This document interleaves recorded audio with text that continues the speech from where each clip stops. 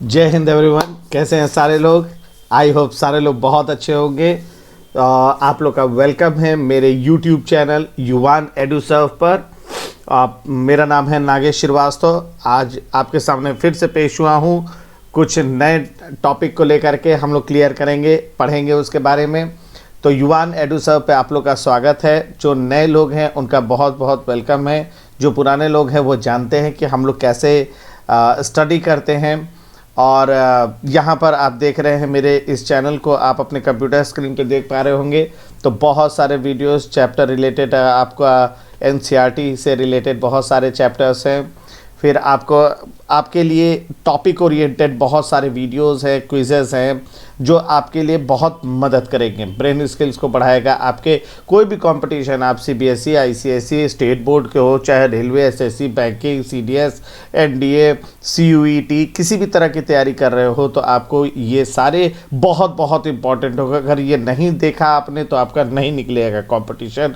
आपको देखना मस्ट है और आपके क्विजिंग स्किल और बढ़ेगा तो और आप कॉम्पिटिशन्स को निकाल पाओगे। तो ये सारे अवेलेबल है वीडियोस आपके लिए। तब आप लोगों को इसको देखना है। मेरे चैनल को सपोर्ट करिए, युवान एडुसर्व को, मेरे चैनल को आप सपोर्ट करिए, शेयर करिए, सब्सक्राइब करिए। इष्ट मित्र, यार प्यार जो भी हैं उनको मेरा चैनल रेकमेंड करिए। ज़्यादा से ज़्यादा अपने लोगों को पहुंचना है। देखिए, मेरा एक ऑब्जेक्टिव भी है कि मैं अपने जो भी है इनकम है उसका एक हिस्सा मैं ज़रूर अपने समाज में लगाता हूं, ताकि लोगों को, जो गरीब लोग हैं, जो बच्चे पढ़ नहीं पा रहे हैं, या जो एनिमल्स छूटे हुए हैं रोड पर जिनको चोट लग जाती है, तो उनकी सेवाओं के लिए, है ना, तो ज़रूरतमंदों को हम लोग मदद पहुंचाते हैं। तो इसीलिए जिन्होंने डोनेट किया है हमारे विजय किरण फाउंडेशन को, उनके लिए दिल से थैंक यू।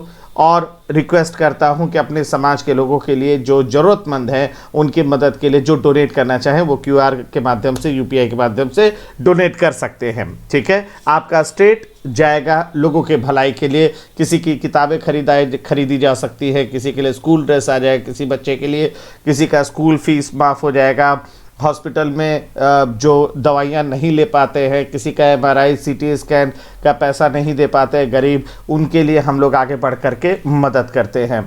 बहुत तरीके से एनिमल्स को जो चोट लग जाता है तो उनकी मदद करते हैं। तो ये पार्ट विजय किरण फाउंडेशन की तरफ से हम लोग करते हैं अपना, तो उसमें आप भी सहभागी बन सकते हैं। और बाकी जो हमारे चैनल पे आए हैं, प्लीज़ उसे शेयर करिए, सब्सक्राइब करिए, क्योंकि यहाँ से भी जो हमें फ़ायदा मिलता है उसे भी हम लोग समाज के लिए, मेरा ऑब्जेक्टिव है कि मैं अपने जीते जी जितना हो सकूं लोगों का मदद करूं, लोगों के आंसुओं को पोंछूं। इसमें मेरा कोई फ़ायदा नहीं है, लेकिन अंदर से एक बड़ा सेटिस्फाइड लगता है कि अगर हम लोग किसी की मदद करते हैं। तो चलिए आते हैं वापस अपने टॉपिक पर। तो आज हम लोग देखने वाले हैं क्लास 10 के इकोनॉमिक्स का एनसीईआरटी। चैप्टर का नाम होगा ग्लोबलाइजेशन एंड इंडियन इकॉनमी।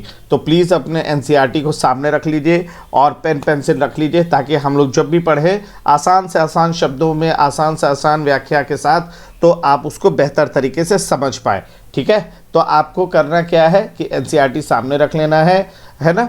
इस वीडियो को बगैर स्किप किए हुए पूरा देखिए, क्योंकि ये चैप्टर तभी आपको समझ आएगा। ठीक है, और एक बार आपने इस वीडियो को देख लिया तो उसके बाद आप 100% स्कोर कर सकते हैं, ये मेरा गारंटी है ना। चलो तो शुरू करते हैं चैप्टर को, globalisation and the Indian economy.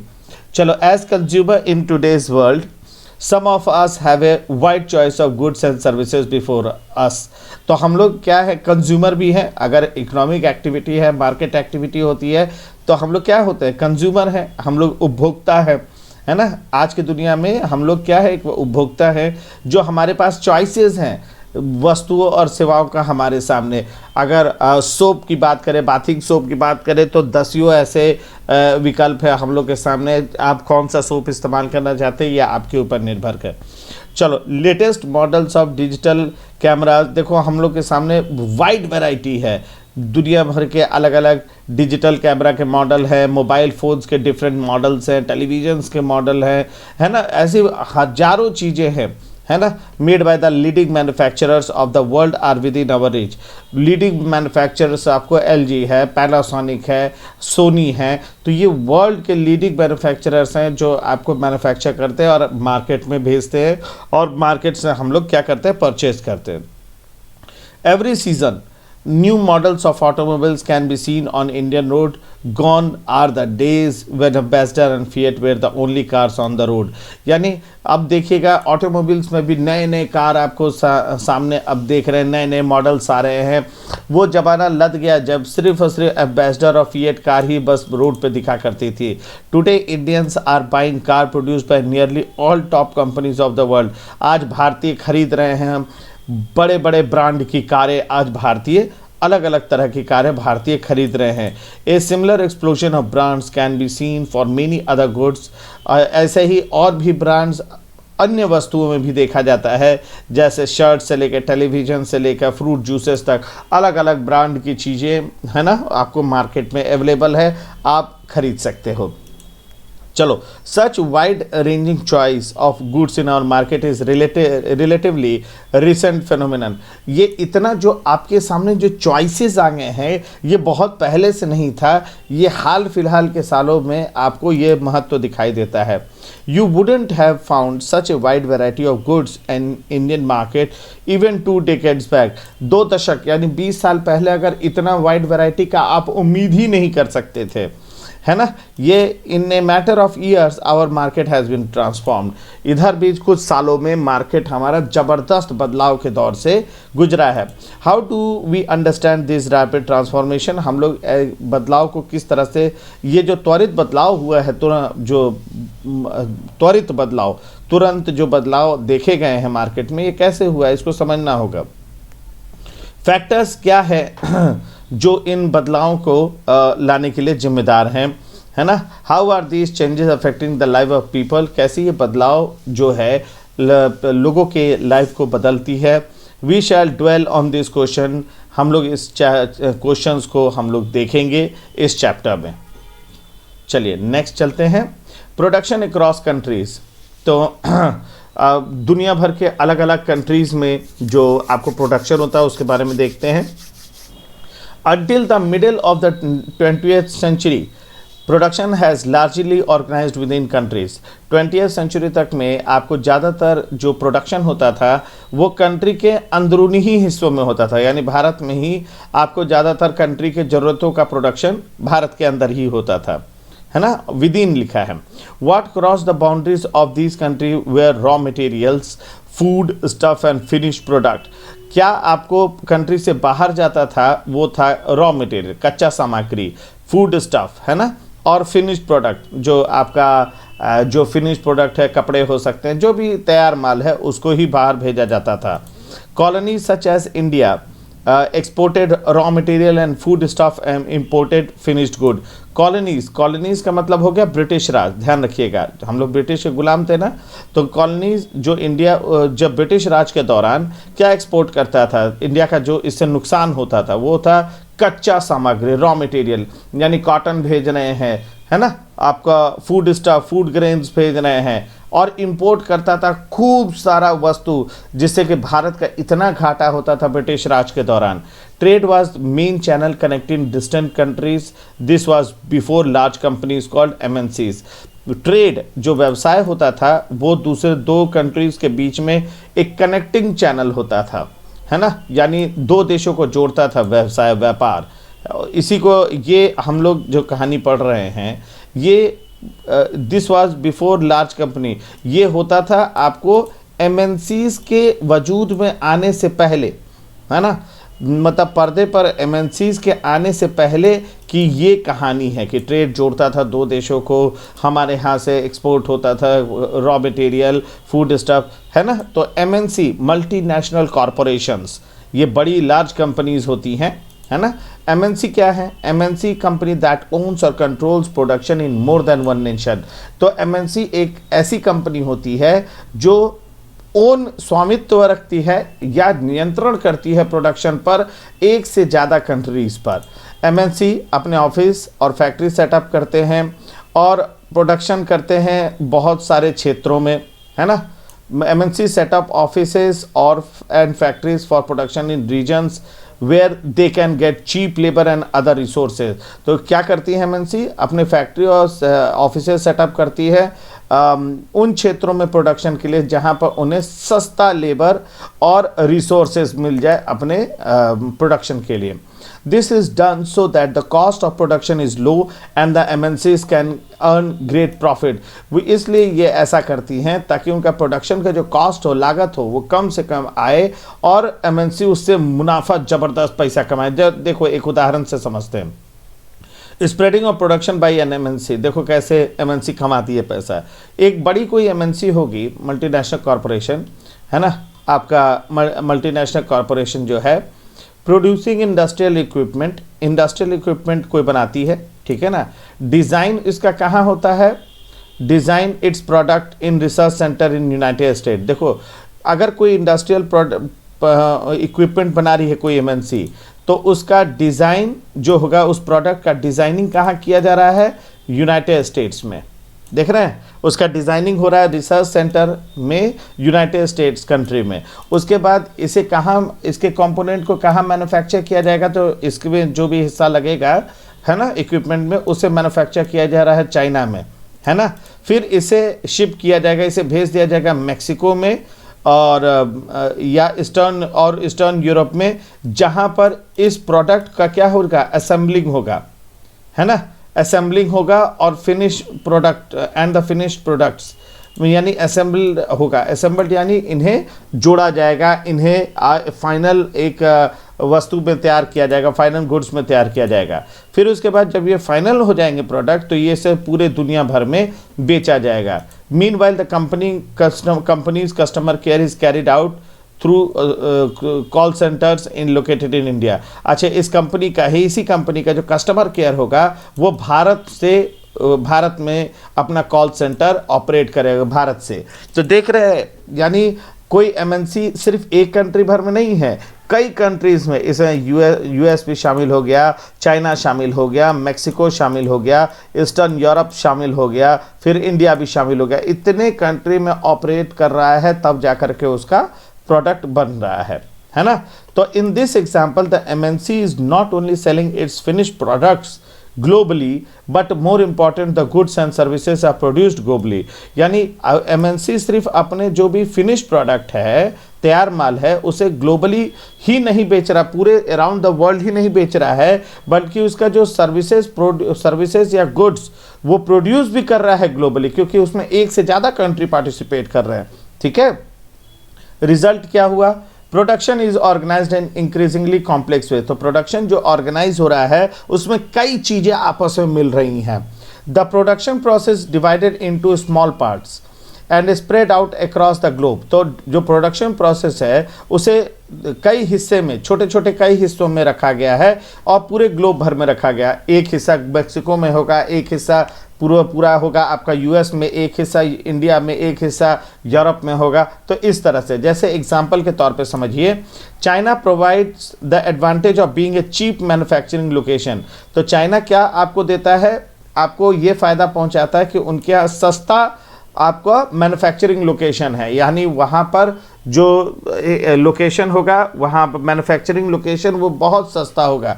ठीक है, वो बहुत पैसे नहीं लगेंगे आपके. मैक्सिको और ईस्टर्न यूरोप यूजफुल है ताकि वो closeness to the market in the US और यूरोप. तो मैक्सिको और ईस्टर्न यूरोप का फ़ायदा क्या है अगर वहाँ पर भी हम उसको साथ ला रहे हैं? तो क्योंकि यहाँ से मार्केट किसका, US और यूरोप का मार्केट बहुत पास पड़ता है. ठीक है ना, जहाँ पर तुरंत से फिर फिनिश्ड प्रोडक्ट को बेचा जा सकता है. अच्छा, इंडिया का क्या रोल है? यहाँ पे हाई स्किल इंजीनियर्स हैं जो समझते हैं और technical aspect of the production, यानी प्रोडक्शन का जो तकनीकी पहलू है, उसके लिए हमारे यहाँ स्किल्ड इंजीनियर हैं भारत के, वो समझते हैं, है ना. अच्छा, ये हम लोग educated English speaking youth, it also has educated English speaking youth who can provide customer care service. तो हमारे यहाँ पढ़े लिखे प्रॉपर इंग्लिश, फ्लुएंट इंग्लिश बोलने वाले बहुत सारे यूथ हैं जो कि आपको कस्टमर केयर सर्विसेज उस प्रोडक्ट से रिलेटेड दे सकते हैं, देते भी हैं. And all this probably can mean 50-60% cost savings for the MNC, और इससे शायद 50-60% तक आपको किसी भी एमएनसी का खर्च बच जाता है। The advantage of spreading out production cross the border to the multinationals can be truly immense. तो आप देखें, अगर जो प्रोडक्शन है अगर वो एक कंट्री से बाहर जा कर के, मतलब क्रॉस बॉर्डर यानी प्रोडक्शन एक कंट्री से ना हो करके कई कंट्रीज को साथ मिला करके वहाँ अगर प्रोडक्शन किया जाए तो उसका बहुत ज़्यादा फायदा है, एडवांटेज है ना। वो मल्टीनेशनल्स यानी कई नेशनल्स को अगर साथ लिया जाए और प्रोडक्शन का हर एक स्टेप हर अलग अलग देशों में किया जाता है तो उसका बहुत ज़्यादा फायदा मिलता है। चलो, इंटरलिंकिंग प्रोडक्शन अक्रॉस कंट्रीज, देखो कैसे आपस में जुड़े होते हैं। In general MNCs set up production where it is close to the markets, where there is skilled and unskilled labor available at low cost। तो MNC अपना प्रोडक्शन कहाँ पे सेटअप करती है? मार्केट के पास में, जिससे कि वहाँ पर उसे स्किल्ड हुनरमंद और अनस्किल्ड बहुत ज़्यादा हुनर नहीं हो ऐसे मजदूर कम कीमत पर उनको मजदूरी करने के वाले मिल जाते हैं। And where the availability of other factors in production is assured, और साथ में अदर फैक्टर्स भी हैं जो प्रोडक्शन के लिए बहुत जिम्मेदार होंगे, जैसे रॉ रिसोर्स है, ट्रांसपोर्ट के लिए, है ना, अदर फैक्टर्स भी है, वो भी ज़रूरी होते हैं प्रोडक्शन के लिए। तो वो भी अगर एश्योर्ड होंगे, है ना, गारंटीड होंगे, तो एमएनसीज अपने प्रोडक्शन हाउस खोलती है फैक्ट्री के फॉर्म में, इंडस्ट्री के फॉर्म में। In addition, MNCs might look for government policies that look after their interest. You will read more about the policies later in this chapter. तो MNCs government के policies पर बड़ा closely अपना नज़र रखती है। क्यों? क्योंकि गवर्नमेंट की पॉलिसी में उसका कितना बेनिफिट है, कितना टैक्स में रिबेट है, कितना रिस्ट्रिक्शंस कम से कम किया जा रहा है स्टेट के द्वारा, कितना टैक्स बैरियर हटाए जा रहे हैं, है ना, गवर्नमेंट के द्वारा क्या सपोर्ट किया जा रहा है। तो बहुत तरीके से एमएनसी देखती है कि क्या हमें सपोर्ट मिल रहा है सरकार की तरफ से।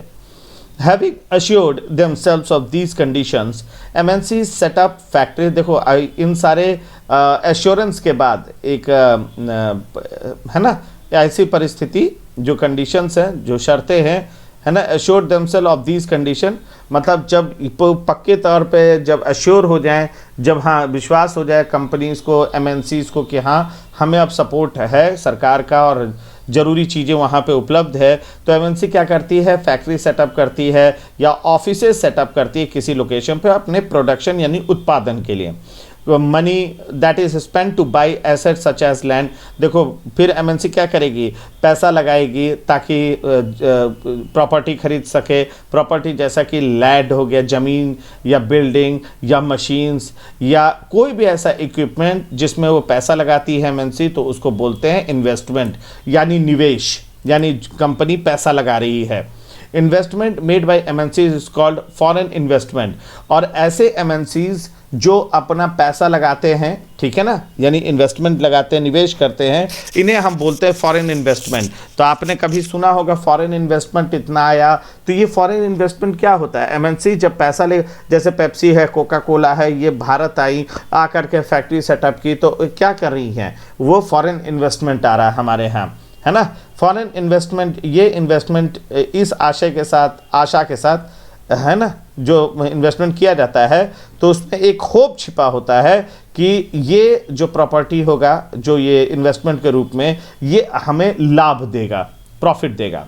चलो, at times MNC setup production jointly with some of the local companies of this country. कई बार क्या करती है एमएनसी? जॉइंट यानी संयुक्त तौर पर आपको कोई अपना प्रोडक्शन यूनिट सेटअप करेंगी जॉइंटली लोकल कंपनीज के साथ मिलकर के कई देशों में। The benefit to the local company of such joint production is two fold. तो जो बेनिफिट मिलता है जो लोकल कंपनी है, जो बड़े किसी एमएनसी के साथ मिल करके जब वो प्रोडक्शन यूनिट खोलती हैं, है ना, तो इसका दो तरीके से फ़ायदा मिलता है लोकल कंपनी को। पहला, first, MNC can provide money for additional investments like buying new machine for faster production। तो MNC क्या करती है? जब जॉइंट में अगर संयुक्त तौर पर लोकल कंपनी और बड़ी MNC आती है और साथ क्लब होकर काम करती है, तो लोकल कंपनी को क्या फ़ायदा मिलता है? पहला कि MNC मनी प्रोवाइड करती है किस रूप में? एडिशनल इन्वेस्टमेंट हो सकता है, आपको नए मशीन्स खरीदा जा सकता है ना, न्यू टेक्नोलॉजी आपको लेकर के आती है, नए मशीन्स खरीदा जाता है जिससे कि फास्टर प्रोडक्शन हो सके, तो इससे लोकल कंपनी को भी फ़ायदा मिलता है। दूसरा होता है कि एमएनसी अपने साथ लेटेस्ट टेक्नोलॉजी, बाहर से टेक्नोलॉजी लेकर के आती है, वो भी आपको प्रोडक्शन के लिए बहुत हद तक जिम्मेदार होते हैं, है ना, अच्छा प्रोडक्शन होता है, तो एमएनसी का लाभ लोकल कंपनी को भी मिलता है। चलो, but the most common route for MNC investment is to buy up local companies and then to expand production. कई बार क्या होता है कि एमएनसी इन्वेस्टमेंट करती है, लेकिन वो लोकल कंपनी को ही खरीद लेती है। एमएनसी अपना इन्वेस्टमेंट की, लेकिन कोई अगर लोकल कंपनी है तो उसी को खरीद ली और अपना प्रोडक्शन को एक्सपैंड की। उदाहरण से समझिएगा, MNC with huge wealth can quite easily do so। MNC ऐसा कर सकती है जिसके पास अच्छा खासा पैसा है। देखो उदाहरण से समझते हैं, कारगिल फूड है, एक बड़ी कंपनी है, अमेरिका की MNC थी। उसने क्या किया कि वो इंडिया आती है और कई छोटे छोटे इंडियन कंपनीज को खरीद लेती है। उसमें से एक थे परख फूड्स, परख फूड को खरीद लेती है। अब परख फूड को खरीदने से कारगिल फूड को क्या फ़ायदा होता है? परख food had built a large marketing network in various part of India. परख फूड ने ऑलरेडी पैर पसारा हुआ था इंडिया में, यानी उसका एक मार्केटिंग नेटवर्क ऑलरेडी बना हुआ था परख फूड का इंडिया में। तो इससे हुआ क्या, where its brand was well reputed. अब परख फूड का काफ़ी अच्छा ब्रांड नेम भी था इंडिया में। तो परख फूड को खरीदने से फ़ायदा क्या हुआ? अच्छा, परख फूड और ये भी देख लीजिए कि परख फूड के 4 ऑयल रिफाइनरीज थे whose control has now shifted to Kargil. अच्छा, कारगिल जो फूड थे, उन्होंने परख फूड को खरीदने से ये फ़ायदा हुआ कि ऑलरेडी 4 बने हुए ऑयल रिफाइनरी थे, जिसको कि अब वो कारगिल फूड वालों का हो गया, अमेरिकन कंपनी का हो गया। फिर Cargill is now largest producer of edible oil in India with a capacity to make 5 million pouches a day. यानी कारगिल अब चूंकि परख फूड के पूरे इंफ्रास्ट्रक्चर को अब खरीद चुका है, तो अब वो लार्जर प्रोड्यूसर हो गया एडिबल ऑयल्स का भारत में, और इतना क्षमता अब उसके पास होगी भारत में कि 5 मिलियन पाउचेस तेल के वो डेली बना सकते थे। तो खरीद लेने से उसका जितना नेटवर्क है वो सब आपका हो जाता है। ये भी एक तरीका होता है। चलो, in fact many of top MNCs have wealth exceeding the entire budgets of the developing country governments. With such enormous wealth, imagine the power and influence of this company. कई बार क्या देखा गया है कि बहुत बड़ी बड़ी जो एमएनसीज है उनके पास इतना वेल्थ होता है कि कई छोटे छोटे जो डेवलपिंग देश हैं उनके बजट के बराबर उनके पास उतना पैसा होता है। तो कई छोटे ऐसे कंट्री है जो डेवलपिंग कंट्री है ना। तो डेवलपिंग कंट्री के गवर्नमेंट के पास जितना पैसा नहीं होगा, उससे ज़्यादा बड़ी बड़ी कंपनियों के पास अच्छा खासा इनॉर्मस पैसा है। जैसे कोका कोला, पेप्सी, ये लोग कई देशों की सरकारों को गिराने की क्षमता रखते हैं। ध्यान रखिए, इतना पैसा है इनके पास, है ना। तो ऑब्वियस है कि अच्छा खासा रखते हैं। सोच लीजिए, इमेजिन करिए कि इतना पावर, चूँकि पैसा अच्छा खासा है, इनॉर्मस वेल्थ है, इनके पास पावर कितना होगा और प्रभावित करने का ताकत कितना होगा इन एमएनसीज के पास पैसे के पावर पर। There's another way in which MNCs control production। एक और तरीका है जिससे MNC कंट्रोल करती है प्रोडक्शन को, है ना, नियंत्रण करती है। Large MNCs in developed countries place orders for production with small producers। बड़ी बड़ी MNCs क्या करती हैं, डेवलपिंग कंट्रीज में ऑर्डर देती हैं प्रोडक्शन के लिए कुछ ऑर्डर दे देती है स्मॉल प्रोड्यूसर्स को। यानी ऐसा है कि हम एक बड़े ब्रांड है जूता का, ठीक है ना, नाम नहीं लेंगे, हम क्या कर रहे हैं, कोई डेवलपिंग कंट्री वहाँ जा करके लोकल प्रोड्यूसर को बोले देखो 4000 जूते बनाने हैं, तुमको बना दो। तो वो 4000 जूता बनाएगा, सस्ते कीमत पे बनाएगा, क्योंकि उसको बहुत लोकल ही है, लोकल प्रोड्यूसर, चीप लेबर है ना, रॉ मटेरियल भी सस्ता है। बनाया, मैंने ले लिया, खरीद लिया, उसके बाद ब्रांडिंग की, 6 गुने दाम 10 गुने दाम पर मार्केट में बेच दिया ब्रांड नेम लगा करके। जैसे गारमेंट है, फुटवेयर है, स्पोर्ट आइटम है, ऐसा कोई उदाहरण, ऐसा बहुत सारे उदाहरण हैं।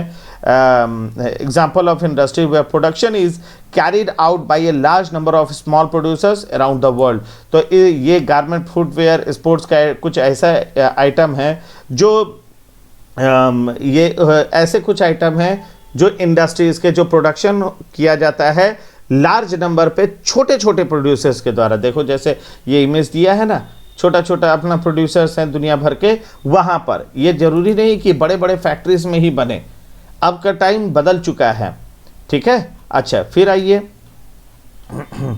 The products are supplied to the MNC. अच्छा, जब लोकल प्रोड्यूसर बना देता है, मैन्युफैक्चर कर दिया, तो अब उसे सप्लाई कर दिया जाता है एमएनसीज को। तब एमएनसी क्या करती है, सेल कर देती है, अपना ब्रांड नेम लगा करके कस्टमर को सेल कर देती है ना। लार्ज एमएनसीज के पास ट्रेमेंडस पावर होता है कि वह प्राइसेस डिटरमाइन कर सके। अब सोचो कि लोकल प्रोड्यूसर से उसने खरीदा, सपोज करो 10 रुपया में, और बेचा कितना, 150 रुपया में, 170, 200 रुपया तक में बेचा, मतलब इतना का मार्जिन आपका आता है ना। तो वो लार्ज एमएनसीज के पास ये ट्रिमेंडस पावर होता है कि वो प्राइसेस निर्धारित खुद से करती हैं, क्वालिटी क्या होगा वो खुद तय करती हैं, डिलीवरी कैसे होगा, कैसे तक पहुंचेगा, किस तरीके से पहुंचेगा, ये वही तय करेंगे। लेबर कंडीशन कितना है, दूर है आपका labour condition for these distant producer. अच्छा, लेबर की क्या स्थिति है, दूर दराज के जो ये प्रोड्यूसर्स हैं, है ना, labour condition for these distant producer. तो दूर दराज एरिया में जो ये प्रोड्यूसर्स रहते हैं, तो वहाँ पे मजदूरों की क्या स्थिति है, इन सब चीज़ों को एमएनसीज तय करते हैं। चलिए, thus we see that there are variety of ways in which MNC are spreading their production and interacting with local producers in various countries across globe। तो हम लोग देखते हैं कि बहुत सारे तरीके हैं जिससे एमएनसी अपने प्रोडक्शन को फैलाते हैं और साथ में लोकल प्रोड्यूसर्स के साथ इंटरैक्ट यानी उनसे कम्युनिकेट करते हैं, उनको ऑर्डर देते हैं, है ना, पूरे दुनिया भर के अलग अलग कंट्रीज़ में। By setting up partnership with local companies, by using the local companies for supplies, by closely competing with the local companies or buy them up। देखो अब जो एमएनसीज हैं क्या करती हैं, देखो पार्टनरशिप करेंगी, या तो लोकल कंपनी के साथ पार्टनरशिप कर लेंगी और साथ में मिल करके, जैसे बजाज अलियांज है, जैसे टाटा AIA है, इस तरह के जैसे दो कंपनी भारत की या बाहर की कंपनी मिल करके, हीरो होंडा था कभी, तो ये हीरो यहाँ का और होंडा बाहर का, तो साथ आकर के काम कर सकती हैं। या फिर using the local company for supplies, या तो लोकल कंपनी को ही जिम्मेदारी दे देंगे सप्लाई के लिए, है ना, सप्लाई करने के लिए जिम्मेदारी दे सकती है एमएनसी, या उनके साथ compete करेंगे कि आओ बेटा तुम्हारे साथ compete करते हैं मार्केट में, हम बड़ी कंपनी है, तुम छोटी कंपनी, आओ तुम्हारे साथ एक कंपटीशन हो जाए, हम भी अपना सामान बेचते हैं, तुम भी बेचो। या ऐसा भी हो सकता है कि उस कंपनी लोकल कंपनी को खरीद ले, है ना, जैसे करगिल फूड के मामले में आपने देखा। MNC are exerting a strong influence on production at these distant location। MNC बहुत तगड़ा आपको प्रभाव डालती हैं दूर दराज में प्रोडक्शंस पर भी, है ना। As a result production in these widely disperse location is getting interlink. इसीलिए हम लोग परिणाम स्वरूप देखते हैं कि जो प्रोडक्शन होता है दूर दराज के क्षेत्रों में, वो आपस में जुड़े हुए हैं। क्यों? क्योंकि हो सकता है कोई दूर खजुराहो में कोई प्रोडक्शन कर रहा है, हो सकता है अमेरिका की कंपनी कोई एमएनसी आई हो, खजुराहो में लोकल प्रोड्यूसर को कुछ ऑर्डर दे दी और अपना चली गई, फिर एक समय के बाद आकर के उससे वो खरीद लेगी। तो दो अलग अलग ग्लोब पर जगह है, लेकिन ये इंटरलिंक्ड हो सकते हैं किसी वजह से। चलिए, ये कुछ क्वेश्चंस हैं, ये आप लोग लगाएंगे, ये आपके लिए होमवर्क है। Foreign trade and integration of market. अच्छा, for a long time foreign trade has been the main channel connecting countries. बहुत लंबे समय से विदेशी व्यापार एक महत्वपूर्ण मार्ग रहा है ताकि कंट्रीज़ को जोड़ा जा सके। मतलब अलग अलग कंट्री हमेशा से जुड़ी हुई हैं आपको फॉरेन ट्रेड से, विदेशी व्यापार से। हमको काम है उनसे, दूसरी कंट्री से, दूसरे कंट्री को चाहिए होगा हमसे, है ना। अच्छा, in history you would have read about the trade routes connecting India and South Asia to markets both in the east and west and the extensive trade that took place along these routes। आपने इतिहास में पढ़ा होगा कि हमारे यहाँ व्यापार के रूट्स बने होते थे, यानी रास्ते होते थे जो इंडिया को साउथ एशिया से कनेक्ट करता था, है ना। और फिर मार्केट ईस्ट में, ईस्ट की जो मार्केट है, market both in the east and west, यानी पूर्व की दिशा में भी और पश्चिम के देशों से भी आपका जुड़े होते थे। और उसके बाद एक्सटेंसिव ट्रेड होता था आपको इन रूट्स के सहारे, है ना। मेरीटाइम रूट भी होता था, समुद्र के रास्ते, और आपको ज़मीन के रास्ते भी आपको ट्रेड होता था। Also you would remember that it was trading interest which attracted various trading companies such as East India company to India. और साथ में आपको याद होगा कि बहुत सारे जो ट्रेडिंग कंपनीज थे जैसे कि east India company, trade interest के नाम पर, यानी भारत से व्यापार के नाम पर भारत आ गए, और आप जानते हैं कि भारत का इन लोगों ने बैंड बजा दिया बढ़िया से। What then is the basic function of foreign trade? तो फॉरेन ट्रेड का मुख्य कार्य क्या है? To put it simply, foreign trade creates an opportunity for the producers to reach beyond the domestic market। तो फॉरेन ट्रेड एक मौके को क्रिएट करता है। मौके किसके लिए? प्रोड्यूसर्स के लिए, जो मैन्युफैक्चर करते हैं कुछ ना कुछ, ताकि वो सिर्फ अपने मार्केट भर तक नहीं, मतलब डोमेस्टिक मार्केट भर नहीं, कि मतलब अपना यहाँ के जो मार्केट है वो उस अपने मार्केट से बियॉन्ड, यानी बाहर के मार्केट में भी अपना व्यापार कर सके। तो फॉरेन ट्रेड ये होता है, जैसे markets of their own country, यानी अपने पूरे देश भर के मार्केट में भी उनका सामान वगैरह बिके। Producers can sell their produce not only in market located with in the country but can compete in market located in other countries in the world। यानी फॉरेन ट्रेड की वजह से प्रोड्यूसर जो है ना सिर्फ अपने देश की मार्केट में ही अपना सामान बेचेंगे, बल्कि वो compete करेंगे, यानी वो दूसरे देश के मार्केट में भी अपना सामान प्रोड्यूसर्स उतार सकेंगे, ताकि वहाँ भी अन्य जो पैरेलल जो भी प्रोडक्ट होगा उसके साथ compete हो सके, और अच्छा हुआ तो सामान आपका बिकेगा भी, है ना। तो कम से कम फॉरेन ट्रेड है ना, कि विदेशों में भी तो व्यापार आपके हो रहा है, प्रोड्यूसर्स का अच्छा सामान जा रहा है बाहर।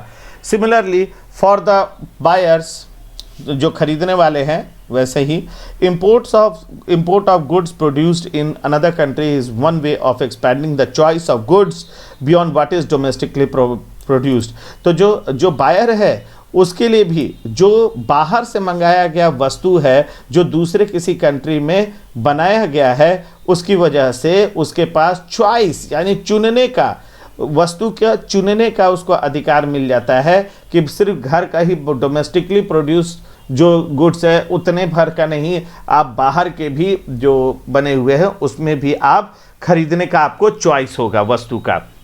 अब जैसे उदाहरण के लिए देख लीजिए, टीवी है तो टीवी बहुत सारे इंडियन मैन्युफैक्चरर्स भी हैं टीवी के, और बाहर की भी टीवी आपको बिकती है हमारे मार्केट में। तो जो बायर है उसके पास ऑप्शन है कि सोनी का खरीदे, चाहे पैनासोनिक का खरीदे, चाहे एलजी का खरीदे, चाहे आपका लॉयड का खरीदे, जिसका भी खरीदने का मन हो, है ना, चाहे इंटेक्स का खरीदे। तो इंडियन मैन्युफैक्चरर्स का भी हो सकता है और बाहर का भी हो सकता है मार्केट में। चलिए, गिफ्ट टॉयज़ वगैरह, चाइनीज़ टॉयज़ हैं, इसको देख लीजिए। Chinese manufacturer learn of an opportunity to export toys to India. देखो, चाइना का माल वैसे भी बहुत अच्छा तो होता नहीं है, लेकिन क्या करें, घर घर तक पहुंचा हुआ है ना। तो चाइनीज़ मैन्युफैक्चरर ने एक अपॉर्चुनिटी देखा कि इंडिया में एक्सपोर्ट किया जाए टॉयज़ सस्ते कीमत पर। वे toys are sold at high prices, जहाँ पर भारत में जो खिलौने होते हैं वो महंगी बेची जाती हैं। तो इन्होंने क्या किया, they start exporting plastic toys to India. इन्होंने प्लास्टिक के बने हुए टॉयज़ इन्होंने भारत में भेजना, एक्सपोर्ट करना शुरू किया। अब बायर्स जो इंडिया में हैं, अब उनके पास एक ऑप्शन हो गया कि वो इंडियन या चाइनीज़ टॉय में से खरीद सकते हैं। अब चूंकि चाइना का जो भी टॉयज़ है या कोई भी सामान होता है बड़ा सस्ता होता है और उसमें कई डिज़ाइंस होते हैं, तो इसीलिए चाइनीज़ टॉय बहुत ज़्यादा पॉपुलर हो गया इंडियन मार्केट में। अच्छा, साल भर के अंदर में 70 to 80% जो टॉय है शॉप्स है वो पूरी तरह से चाइनीज़ टॉय से भर गए, इंडियन टॉयज़ से, मतलब इंडियन टॉयज़ हटा दिए गए, चाइनीज़ टॉय क्योंकि सस्ता है और बहुत वैरायटी है। अब टॉयज़ चीपर हो गए इंडियन मार्केट में पहले के मुकाबले। अब यहाँ क्या हो रहा है, व्हाट इज़ हैपनिंग हियर, कि ये रिजल्ट ऑफ ट्रेड के तहत क्या हुआ, as a result of trade यानी व्यवसाय का परिणाम देखिए कि चाइनीज़ टॉय भारतीय मार्केट में घुसा, कंपटीशन हुआ आपको इंडियन और चाइनीज़ टॉयज़ के बीच में। चाइनीज़ टॉय बेहतर साबित कर पाया खुद को, इंडियन बायर्स ने देखा कि उनके पास अब चॉइस हो गया कि खिलौने वो अब चॉइस कर सकते हैं कम कीमत पर, और चाइनीज़ टॉय के लिए जो टॉय मेकर्स हैं, चाइनीज़ टॉय मेकर हैं, उनके पास अब ये अपॉर्चुनिटी हुआ, मौका मिल गया कि अब वो भारतीय बाज़ार में चाइनीज़ खिलौनों को और बना बना के भरते जाएं। इसके अपोजिट जो इंडियन टॉय मेकर्स हैं, थोड़ा उनके लिए ये हो गया क्योंकि वो फिर लॉस फेस करना शुरू कर दिए, घाटा से शुरू हो गया, है ना। उनका चूंकि टॉय कम से कम अब बिकने लगा क्योंकि थोड़ा महंगा पड़ जाता था। अच्छा, in general with the opening of trade and goods, in the general with the opening of trade goods travel from one market to another. जब व्यवसाय के कभी भी व्यवसाय खुलता है यानी व्यवसाय होता है तो जो वस्तु है वो ट्रैवल करता है, एक मार्केट से दूसरे मार्केट को ट्रैवल करता है, होता है ना। यहाँ से हमने भेजा कहीं और को, वहाँ के मार्केट में फिर बिका तो फिर जिसको मिला वो अपना जिसने खरीदना चाहे खरीदा। Choice of goods in the market rises, जैसे जब वस्तु एक मार्केट से दूसरे मार्केट को जाता है तो जो चुनने का जो हक होता है, आपका चॉइस जो करने का आपका अधिकार होता है एज ए कंज्यूमर, तो choice of goods in the market rises, तो मार्केट में आपके पास चॉइस करने का विकल्प ज़्यादा हो जाता है। Prices of similar goods in the two market tend to become equal, और जो प्राइसेस होगा यानी जो कीमत होगा सिमिलर गुड्स का दो अलग अलग मार्केट में वो ऑलमोस्ट इक्वल सा ही देखने को मिलता है ना। अच्छा, and producer in the two countries now closely compete against each other even though they are separated by thousands of mile. अब प्रोड्यूसर जो है दो अलग अलग कंट्रीज़ में वो एक दूसरे से मुकाबला शुरू कर देते हैं, हालांकि वो सेपरेटेड हैं, हजारों किलोमीटर अलग अलग रह रहे हैं, लेकिन चूंकि अब compete इस तरह से कर रहे हैं क्योंकि प्रोडक्शन हो सकता है अलग अलग जगह हो रहा हो, लेकिन मार्केट यहाँ के मार्केट में दोनों अपने सामान भेजते हो एक मार्केट में, वहाँ पर दोनों के गुड्स का के बीच में कंपटीशन हो रहा है कि किसका माल ज़्यादा बिकेगा। चलो, फॉरेन ट्रेड दस results in connecting. Foreign trade क्या करता है, विदेशी व्यापार क्या करता है कि मार्केट्स को कनेक्ट करता है, अलग अलग देशों के मार्केट को इंटीग्रेट करता है, मार्केट को डिफरेंट कंट्रीज़ के, यानी अलग अलग कंट्रीज़ के जो मार्केट्स होंगे उसको एकीकृत करना। इंटीग्रेट का मतलब एकीकृत यानी एक बनाता है। क्यों? क्योंकि मार्केट को मार्केट ही देखा के तौर पे देखा जाता है कि ये इसमें हम अपने वस्तु प्रोडक्शन को उतारेंगे और यहाँ पर कंज्यूमर इसे कस्टमर इसे खरीदेगा। चलो, ग्लोबलाइजेशन क्या है देखते हैं। Past 2 decade to to 3 decade 20 से 30 साल पहले अगर पीछे देखा जाए, more and more MNCs have been looking for locations around the world which would be cheap for their production। MNC ज़्यादा से ज़्यादा ऐसे जगहों को देखती थी दुनिया भर में जहाँ पर बहुत सस्ता पड़े उनको प्रोडक्शन करने, उत्पादन करने में उनको सस्ता पड़े। MNCs खोजते थे ऐसे जगहों को 20 से 30 साल पहले। फॉरेन इन्वेस्टमेंट, जो विदेशी निवेश किया जाता था MNC के द्वारा ऐसे कंट्रीज़ में, वो बढ़ा समय समय पर कि अगर कोई कंट्री है जहाँ पे बड़ा सस्ता हमको पड़ेगा तो वहाँ पर फैक्ट्री लगा दिया, इंडस्ट्री लगा दिया, मशीन्स खरीद दिया, तो ऐसे इन्वेस्टमेंट बढ़ते चले गए आपको सालों। At the same time, foreign trade between countries has been rising rapidly। और इसी समय में आपको विदेशी व्यापार का देशों के बीच में है ना, कई देशों के बीच में विदेशी व्यापार भी रैपिडली बढ़ा, यानी बहुत तेजी से आपको दिखाई देता है कि एक दूसरे के साथ व्यापार देश करना शुरू किए इधर 20-30 साल में। A large part of foreign trade is also controlled by MNC. अच्छा, बहुत बड़ा हिस्सा है जो फॉरेन ट्रेड का, विदेशी व्यापार का, जो एमएनसीज कंट्रोल करती हैं, सरकारें कंट्रोल करती हैं, है ना। तो वैसे ही आपको एमएनसी भी एक अच्छा खासा हिस्सा विदेशी व्यापार का ये कंट्रोल करती हैं। जैसे फॉर एग्जांपल समझते हैं, कार मैन्युफैक्चरिंग प्लांट है फोर्ड मोटर्स का इंडिया में, वो प्रोड्यूस करती है कार सिर्फ इंडियन मार्केट के लिए ही नहीं, यहाँ मैन्युफैक्चर करके ये एक्सपोर्ट करते हैं कार्स को कई डेवलपिंग कंट्रीज़ में, और export car component for its many factories around the world.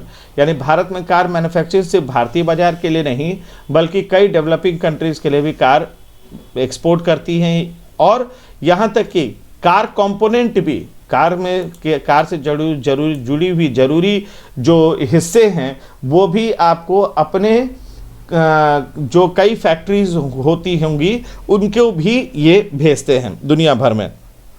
Car से जुड़ी हुई जो भी कंपोनेंट जो लगता होगा कार में, तो वो भी दुनिया भर के अलग अलग हिस्से में अगर उस एमएनसी का अपना फैक्ट्री होगा तो वहाँ भी वो कंपोनेंट भेजेंगी। फाइनल कार डेवलपिंग कंट्रीज के लिए, और कार कंपोनेंट अपने ही फैक्ट्रीज जो अलग अलग कंट्रीज में लगे होंगे, है ना, अलग अलग कंट्रीज में जो उन्हीं के फैक्ट्री लगे होंगे वहाँ आपको कार कंपोनेंट भेजा जाता है। चलो, likewise activities of most MNCs involve substantial trade in goods and also services. तो इसी तरह हम लोग देखते हैं कि इस तरह का जो एक्टिविटी होता है ज़्यादातर एमएनसीज का उसमें इन्वॉल्व होता है आपको अच्छा खासा ट्रेड, अच्छा खासा व्यापार गुड्स और सर्विसेज में एमएनसी के द्वारा किया जाता है। ठीक है, चलिए आगे चलते हैं। The result of greater foreign investment and greater foreign trade has been greater integration of production and market across countries। इसको ध्यान से समझिएगा। जो greater foreign investment यानी जो विदेशी निवेश और बड़ा विदेशी निवेश और बड़ा जो विदेशी व्यापार, इन दोनों का एक जो बहुत बड़े लेवल पर इंटीग्रेशन यानी एकीकृत जो हुआ है इन दोनों का किसी भी देश में आने की वजह से, है ना, किसी देश के मार्केट में आने की वजह से जबरदस्त एक हुआ है, जबरदस्त प्रोडक्शन अच्छा खासा हुआ है। फिर से समझिए, result of greater foreign investment, जो फॉरेन इन्वेस्टमेंट आया, बाहर से पैसा आया विदेशों से, ठीक है ना। अब इन्वेस्टमेंट यहाँ पे किया गया लैंड खरीदने में, फैक्ट्री लगाने में, चाहे जो भी, और साथ में जो फॉरेन ट्रेड होता है यानी विदेशी व्यापार, वहाँ से हमारे यहाँ का कुछ खरीद रहे हैं, है ना। तो इस तौर पर जो इतने जो आपका एक बड़ा जो विकल्प खुल करके आ रहा है, देखो दोनों तरफ से पैसा आ रहा है। फॉरेन इन्वेस्टमेंट आया बाहर से पैसा, तो यहाँ पैसा आने की वजह से आपको लैंड परचेज हुआ, फैक्ट्री बनी, तो उससे कहीं ना कहीं लोगों को जॉब मिला, है ना। तो उससे यहाँ का एक अच्छा खासा इनकम जनरेशन होगा, है ना।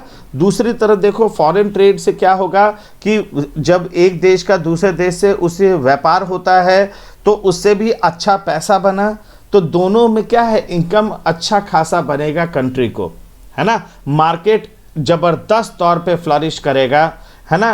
प्रोडक्शन बहुत अच्छे तरीके से इंटीग्रेट करेगा क्योंकि प्रोडक्शन और बढ़ाया जाएगा, क्योंकि मार्केट को में और माल भेजना, गुड्स और सर्विसेज चाहिए होगा, है ना। तो globalisation is this the process of rapid integration of interconnection between countries.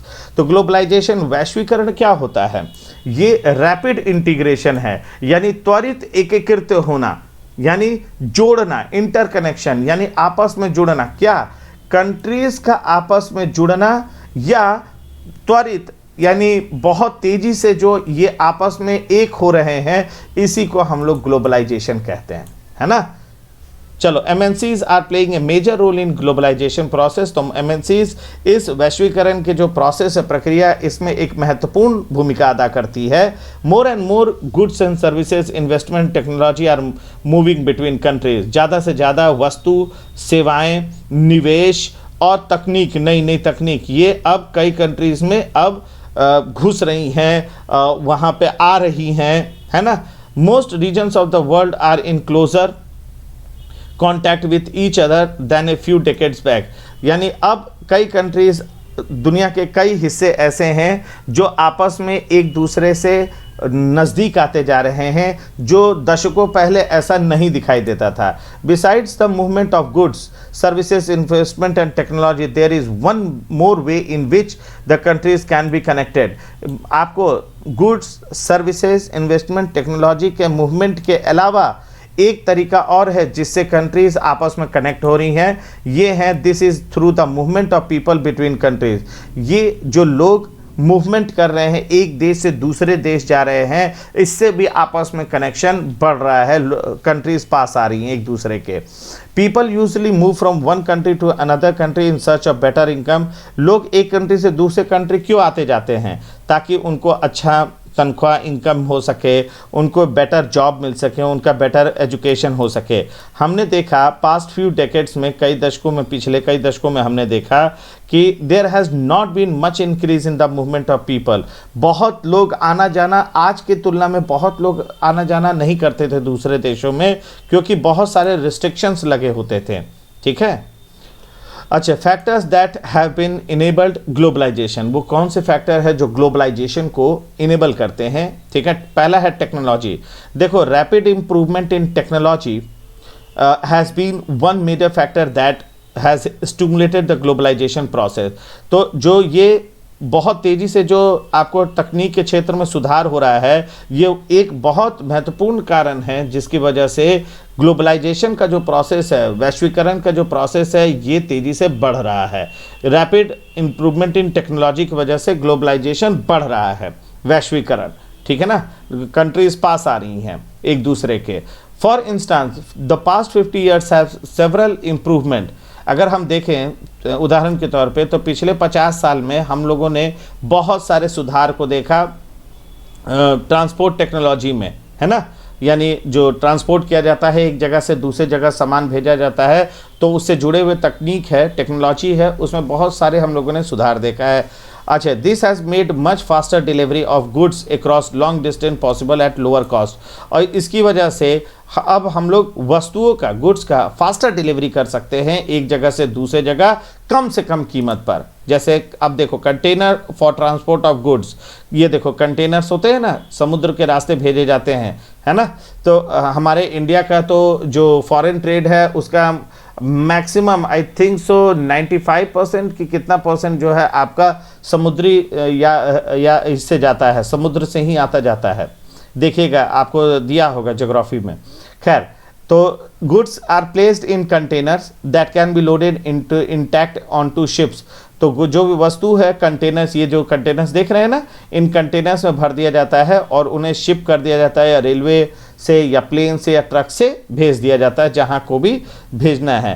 Containers have led to huge reduction in port handling cost and increase the speed with which exports can reach market. तो containers ने क्या किया है कि port के handling cost have led to huge reduction in port handling cost, यानी जो समुद्री बंदरगाह है उनके हैंडलिंग कॉस्ट, उसके जो उसको ऑपरेट करने में, उसको जो चलाने में, समुद्री बंदरगाह को जो जितना खर्चा लगता है उसको कम से कम किया है कंटेनर्स की सुविधा ने। ठीक है ना, कंटेनर्स में सामान भर दिया, एक जगह पे पाइल्ड अप हो गया, यानी एक तरफ में आप एक के ऊपर एक बहुत सारे कंटेनर्स रख सकते हो, फिर उन कंटेनर्स को बहुत इजीली आप जहाज पे लोड कर सकते हो। तो पोर्ट पर, समुद्री बंदरगाह पे जो ऑपरेटिंग कॉस्ट होता है, जो हैंडलिंग कॉस्ट होता है, संचालन करने में जितना खर्च आता है वो कम हो गया है कंटेनर्स की वजह से, और एक्सपोर्ट कहीं भी किया जा सकता है किसी भी मार्केट में। Similarly cost of air transport has fallen. अच्छा, एयर ट्रांसपोर्ट से भी जो भेजा जाता है वस्तुओं को, उसकी कीमतों में भी आपको कमी आई है। This has enable much greater volume of goods being transported by airlines. तो एयरलाइंस के तहत आप बहुत अच्छे मात्रा में गुड्स को आप कहीं भी ट्रांसपोर्ट कर सकते हो कम से कम कीमत पर। अब तो ये क्यों हो रहा है? क्योंकि टेक्नोलॉजी में सुधार हुआ। चलो, even more remarkable have been the developments in information and communication technology. अच्छा, और अच्छा बात ये रहा कि जो इंफॉर्मेशन और कम्युनिकेशन टेक्नोलॉजी में भी जो सुधार हुआ है ना, वो भी आपको बहुत मदद करता है ग्लोबलाइजेशन के लिए। इन रिसेंट टाइम्स, हाल फिलहाल के टाइम में, technology in the areas of telecommunications, computers, internet has been changing rapidly. तो हम लोगों ने टेक्नोलॉजी जो टेक्नोलॉजी के क्षेत्र में हम लोगों ने देखा कि बहुत तुरंत बदलाव दिखाई दिया है, बहुत जल्दी बदलाव हमें देखने को मिला है। जैसे टेक्नोलॉजी के क्षेत्र में क्या क्या आता है, जैसे टेलीकम्युनिकेशन है, टेलीफोन्स वगैरह हैं, कंप्यूटर हैं, इंटरनेट है, ये आपको अब इसका प्रयोग ज़्यादा से ज़्यादा हो रहा है। अब ये उस समय के लिए तकनीक बदलती है, उसमें और आपको चीज़ें जुड़ती हैं जो आपको वैश्वीकरण के लिए, ग्लोबलाइजेशन के लिए इम्पॉर्टेंट होता है। जैसे टेलीकम्युनिकेशन फैसिलिटी है, टेलीफोन, टेलीग्राफ है, टेलीफोन है, जैसे मोबाइल है, फ़ोन्स आते हैं, फैक्सेस हैं, जिसका इस्तेमाल होता है कि एक से दूसरे को कांटेक्ट किया जा सके, वर्ल्ड में कहीं भी हो, और इंफॉर्मेशन एक्सेस कराया जा सके तुरंत से तुरंत, है ना। And to communicate from remote, दूर दराज के क्षेत्रों से भी अगर कम्युनिकेट करना है, आपको अपना मैसेज भेजना है ना, या मैसेज प्राप्त करना है, तो आप टेलीकम्युनिकेशन के थ्रू आप जा सकते हैं। तो देख रहे तकनीक में कितना बदलाव हुआ। This has been facilitated by satellite communication device, है ना। ये इसके साथ साथ आपको ये फैसिलिटेट हो सका है क्योंकि हम लोगों ने सैटेलाइट कम्युनिकेशन डिवाइस को हम लोगों ने सही किया है। हमने, भारत ने कई सैटेलाइट्स ऐसे भेजे जो कि हमारे कम्युनिकेशन टेक्नोलॉजी को और बेहतर किया, है ना। This has been facilitated by satellite communication device. तो सैटेलाइट कम्युनिकेशन डिवाइस भी आपको आज के टाइम में हम लोग देखते हैं, है ना। तो तकनीक देखिए कैसे कैसे बदल रहा है। As you would be aware, computers have now entered almost every field of the activity. देखिए कंप्यूटर्स का इस्तेमाल हर क्षेत्र में हो रहा है। You might have also ventured into the amazing world of internet. आपने कभी ना कभी, अब तो खैर अब तो इंटरनेट तो बहुत सहज हो गया है, सभी के लिए आसान हो गया है। उस समय के दौर में इंटरनेट की दुनिया जो नई नई आई थी, इंटरनेट आपको कई डेवलपिंग नेशंस में, तो ये वाकई आश्चर्य का विषय था कि इतना उसका इस्तेमाल करके हम लोग कितना, मतलब तेज़ी से, रैपिडली हम लोग कहीं से कहीं को अपनी बातें या मैसेज को डिलीवर कर सकते थे, है ना। इंटरनेट आपने भी इस्तेमाल किया होगा। Where you can obtain and share information. देखो इंटरनेट का सहारे से आप ऑब्टेन कर सकते हो और शेयर कर सकते हो इन्फॉर्मेशन, ऑलमोस्ट एनीथिंग जो आपको जानकारी हो या आप बताना चाहते हो किसी को। इंटरनेट आपको ऑल्सो अलाउ करता है कि इलेक्ट्रॉनिक मेल, जिसको आप ईमेल बोलते हो, या वॉइस मेल है ना, वर्ल्ड में कहीं भी भेज सकते हो आप इंटरनेट की सहायता से, विद नेग्लिजिबल कॉस्ट, यानी कोई पैसा नहीं, मतलब बहुत कम से कम कीमत पर आप इसका इस्तेमाल करके कहीं भी आप ईमेल कर सकते हो, वॉइस मेल भेज सकते हो, कनेक्ट हो सकते हो, है ना। तो using in IT in globalisation, देखो आईटी किस तरह से ग्लोबलाइजेशन के लिए महत्वपूर्ण हिस्सा रहा है। A new magazine published for London readers. देखो लंदन में कोई न्यूज़ मैगजीन छपता है, ठीक है ना, लंदन रीडर्स के लिए, है ना। इनको डिज़ाइन किया जाता है, प्रिंट किया जाता है दिल्ली में। फिर से आईटी का देखना इस्तेमाल। तो लंदन के रीडर्स के लिए एक न्यूज़ मैगजीन छापा जाता है, ठीक है ना। तो इनको डिज़ाइन और प्रिंट कहाँ किया जाता है, दिल्ली में किया जाता है। Text of the magazine is sent through internet to the Delhi office, यानी जो टेक्स्ट है, जो लिखावट है ना, लिखा हुआ है मामला मैगजीन का, उसे भेजा जाता है इंटरनेट की सहायता से दिल्ली ऑफिस को, है ना। अब designer of the Delhi office get orders on how to design the magazine from the office of London. अच्छा, जो डिज़ाइनर्स हैं दिल्ली ऑफिस में, उनको ऑर्डर मिलता है कि किस तरह से मैगजीन को डिज़ाइन करना है, लंदन ऑफिस से ये निर्देश आता है ना। टेलीकम्युनिकेशन फैसिलिटीज़ का सहायता से लंदन ऑफिस से दिल्ली ऑफिस के डिज़ाइनर को ये निर्देश आता है कि भाई देखो किस तरह से तुमको मैगजीन को डिज़ाइन करना है, ठीक। और डिज़ाइनिंग किस पर होता है, कंप्यूटर पे होता है।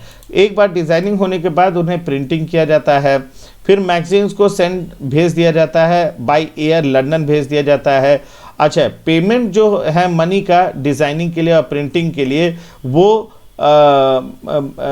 लंदन की बैंक से आपको पेमेंट को शिफ्ट किया जाता है बैंक इन दिल्ली, यानी दिल्ली के किसी बैंक को शिफ्ट किया जाता है इंस्टेंटली थ्रू इंटरनेट ई बैंकिंग। देख रहे हो तो किस तरह से आईटी इंफॉर्मेशन टेक्नोलॉजी का सहायता से आपको मैगजीन्स को छापा जा रहा है, पेमेंट किया जा रहा है, इंस्ट्रक्शंस को दिया जा रहा है। तो ये बताता है कि आईटी का इस्तेमाल करके आप ग्लोबलाइजेशन को कैसे ग्लोबलाइजेशन को हेल्प करता है आईटी भी। चलिए आगे चलते हैं। Liberalisation of foreign trade and foreign investment policy. याद होगा नरसिम्हा राव की सरकार, जिसमें फाइनेंस मिनिस्टर थे आपके मनमोहन सिंह जी, है ना, फाइनेंस मिनिस्टर थे तब। उन्होंने क्लोज इकॉनमी से ओपन इकॉनमी का कॉन्सेप्ट को लाया, मिक्स इकॉनमी। यानी ओपन इकॉनमी वाला कॉन्सेप्ट ये हुआ कि एलपीजी पॉलिसी लाई गई, L for liberalisation, P for privatisation, G for globalisation. तो ग्लोबलाइजेशन, लिबरलाइजेशन क्या है वो यहाँ पढ़ लीजिए, यही था। Liberalisation of foreign trade and foreign investment policy, यानी उदारवाद यानी थोड़ा सा लिबरल हुई है, थोड़ा सा फ्लेक्सिबल हुई है फॉरेन ट्रेड को लेकर के, विदेशी व्यापार और विदेशी निवेश के से जुड़े कानूनों को लेकर के, नियमों को लेकर के। Let us return to the example of imports of Chinese toys in India। अब थोड़ा सा वापस चलते हैं उसी उदाहरण पर जहाँ पर चाइनीज टॉयज का इंपोर्ट भारत में किया जाता है। Suppose the Indian government puts A tax on import of toys, what would happen. अगर भारत सरकार टॉयज के इंपोर्ट, आयात पर अगर टैक्सेस थोप देती है तो क्या होगा। Those who wish to import these toys would have to pay taxes on this। जो इन टॉयज को मंगाना चाहेगा भारत में उसे देना पड़ेगा टैक्स, उन्हें टैक्स भी देना पड़ेगा। Because of the tax buyers will have to pay higher price on imported toys. तो टैक्स को देने की वजह से बायर्स को ज़्यादा पैसे देने पड़ेंगे इंपोर्टेड टॉयज पर, यानी जो बाहर चाइना से मंगा रहे हैं टॉय, उस पर एडिशनल टैक्स जो इंपोर्ट टैक्स है वो बायर को भी देना पड़ेगा, तो उसकी वजह से हायर प्राइस होगा, है ना।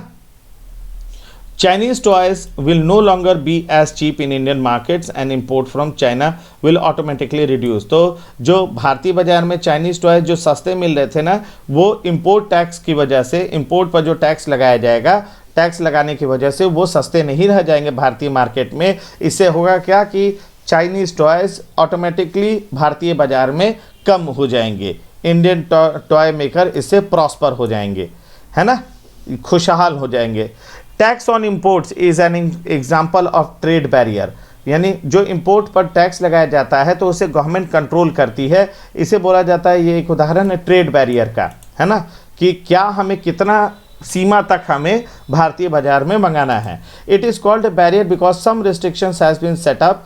Government can use trade barrier to increase or decrease, regulate foreign trade and to decide what kind of goods and how much each should come in the country। देखो ये ट्रेड बैरियर है, इसे restrictions की तरह से समझिए।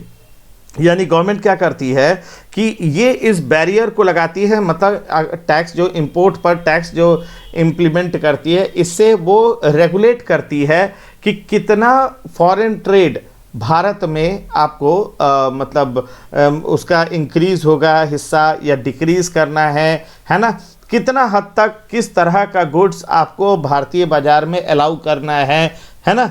पता चला कि बाहर के सारे सबको अलाउ कर दे तो इंडियन कंपनीज फिर तो डूब जाएंगी। तो इंडियन गवर्नमेंट क्या करती है कि इंपोर्ट पर टैक्स लगाती है कि बाहर से जो वस्तुएं हैं वो इंडियन मार्केट में एक लिमिट भर रहे, जिससे कि हमारे जो इंडियन कंपनीज हैं किसी भी गुड्स एंड सर्विसेज का वो compete कर सके, वो डूब ना जाए, ठीक है। The Indian government after independence had put barriers to foreign trade and foreign investment. तो इंडियन गवर्नमेंट इंडिपेंडेंस के बाद से ही बैरियर्स लगाती रही हैं विदेशी व्यापार और विदेशी निवेश पर भारतीय बाजारों पर। This was considered necessary to protect the producer. ये जरूरी इसलिए था क्योंकि जो प्रोड्यूसर्स हैं, इंडियन प्रोड्यूसर्स हैं, जो भी प्रोडक्ट वगैरह लगाते हैं, है ना, उनको बचाया जा सके, बाहरी फॉरेन कंपटीशन से बचाया जा सके। Industries were just coming up in 1950s and 60s, है ना। इंडस्ट्रीज़ 1950 के दशक से 1960 के दशक में, है ना, वो भारत में आना शुरू हो गई और कंपटीशन देना शुरू कर दी। And competition from import at that stage would not have allowed these industries to come up. यानी आपको भारत में इंडस्ट्रीज़ देखो 1950 1960 में आए, है ना। अब हाल ये हुआ कि कंपटीशन अगर करना शुरू कर देते हैं, अगर इंडियन कंपनीज इंपोर्ट से, यानी बाहर के जो मैन्युफैक्चर गुड्स से इंडियन कंपनीज अगर कॉम्पीट करना शुरू करते उसी स्टेज पर, मतलब उसी समय से, तो वो बहुत मुश्किल हो जाता है भारतीय कंपनियों के लिए, क्योंकि आज़ादी जस्ट मिली ही है, ब्रिटिशर्स गए ही हैं, अभी अभी इंडस्ट्रीज़ लगना शुरू हुआ है भारत में भारतीय इंडस्ट्रीज़ के द्वारा। अब पता चला कि बाहरियों को भी, बाहरी इंडस्ट्री को भारत में सामान बेचना अलाउ कर दें, तो इधर इंडियन इंडस्ट्री वाले तो फिर इतना जल्दी में नहीं कॉम्पीट कर पाते। तो इसीलिए इंपोर्ट जो है या फॉरेन ट्रेड है, फॉरेन इन्वेस्टमेंट है, उस पर भारतीय जो सरकार ने बैरियर लगाया है ताकि भारतीय इंडस्ट्री या प्रोड्यूसर्स को बचाया जा सके फॉरेन कंपटीशन से। Thus India allowed import of only essential items such as machinery. India में उन दिनों सिर्फ अलाउ किया गया वैसे ही चीज़ों का आयात जो भारत में बहुत कम है और बहुत एसेंशियल, बहुत ज़रूरी हैं, जैसे आपको मशीनरी, फर्टिलाइज़र, पेट्रोलियम एक्सेट्रा, इन्हीं चीज़ों ये एसेंशियल आइटम था, ठीक है ना। Note that all developed countries during the early stages of development have given production to domestic producers through a variety of means. यानी अगर हम देखें तो जितने भी डेवलप्ड कंट्री हैं, शुरुआती समय में जब उनके डेवलपमेंट नहीं हुआ था और वो डेवलपिंग से डेवलप्ड कंट्री की तरफ जा रहे थे, मतलब डेवलप्ड कंट्री जो आज हैं तो कभी वो डेवलपिंग रहे होंगे, तो उस समय भी उन लोगों ने अपने डोमेस्टिक प्रोड्यूसर्स को बहुत तरीक़ों से उन्होंने बचाया बाहरी कंपनीज, बाहरी इंडस्ट्री के निवेश या उनके व्यापार से। समझिएगा, starting around 1991 some far reaching changes in policy were made in India. 1991 में बहुत दूरदृष्टि वाले आपको चेंजेस, पॉलिसी में बदलाव लाए गए, आपको इकोनॉमी से related. The government decided that time had come for Indian producer to compete with producers around the globe। यानी गवर्नमेंट ने डिसाइड किया कि इंडियन जो प्रोड्यूसर्स हैं अब उसे foreign producers, foreign trade, foreign investment, है ना, उनके साथ अब compete करना चाहिए, तभी अपना लेवल भी हाई होगा, है ना।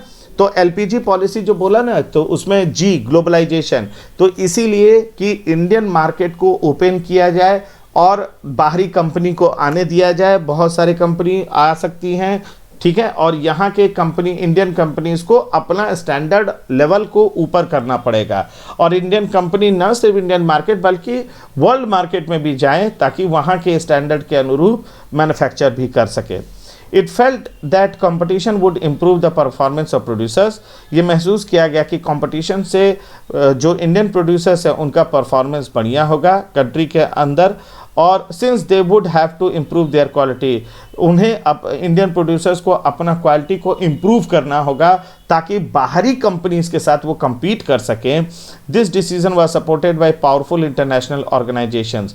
इस डिसीजन को सपोर्ट किया गया बहुत सारे इंटरनेशनल ऑर्गेनाइजेशंस के द्वारा कि भारतीय बाज़ार को खोला जाए और भारत में भी जो विदेशी जो निवेश है, यानी इन्वेस्टमेंट जो आ रहे हैं या कंपनीज जो ट्रेड करने को आ रही हैं इंडिया में, उसके लिए द्वार खोला जाए, वेलकम किया जाए।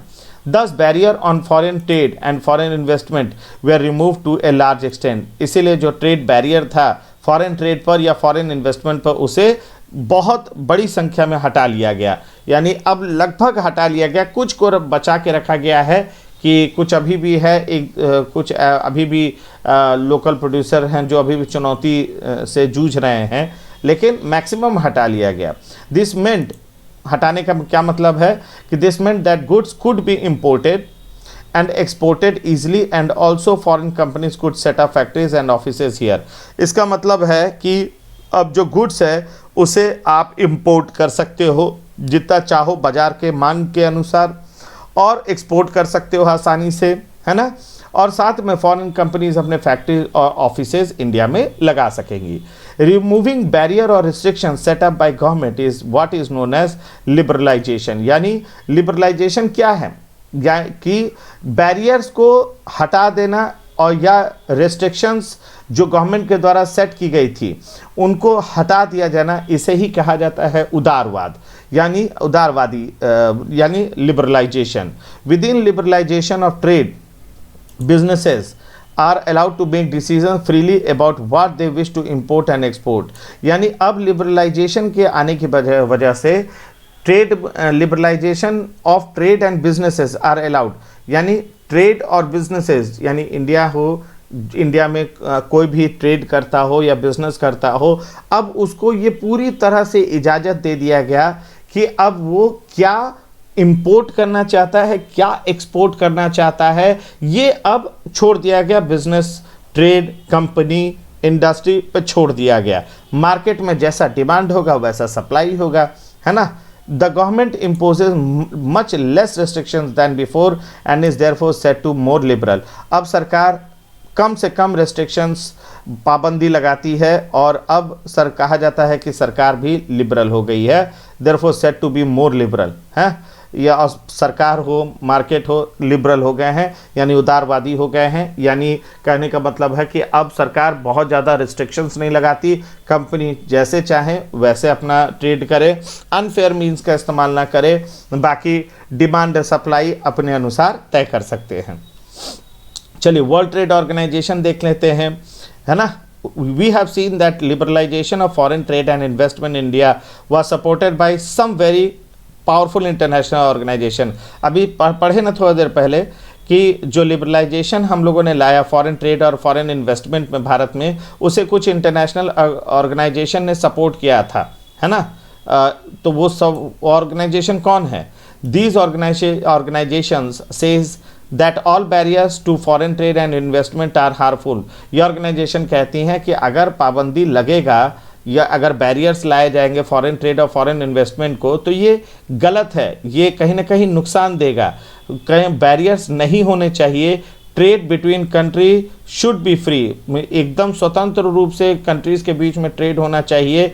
और जो all countries in the world should liberalise their policies, और जितने कंट्रीज़ है पूरी दुनिया भर में उन्हें अपने नियमों कानूनों में लिबरलाइज करना चाहिए, उन्हें उदारवादी होना चाहिए, उन्हें फ्री करना चाहिए, रेस्ट्रिक्शंस नहीं लगाने चाहिए।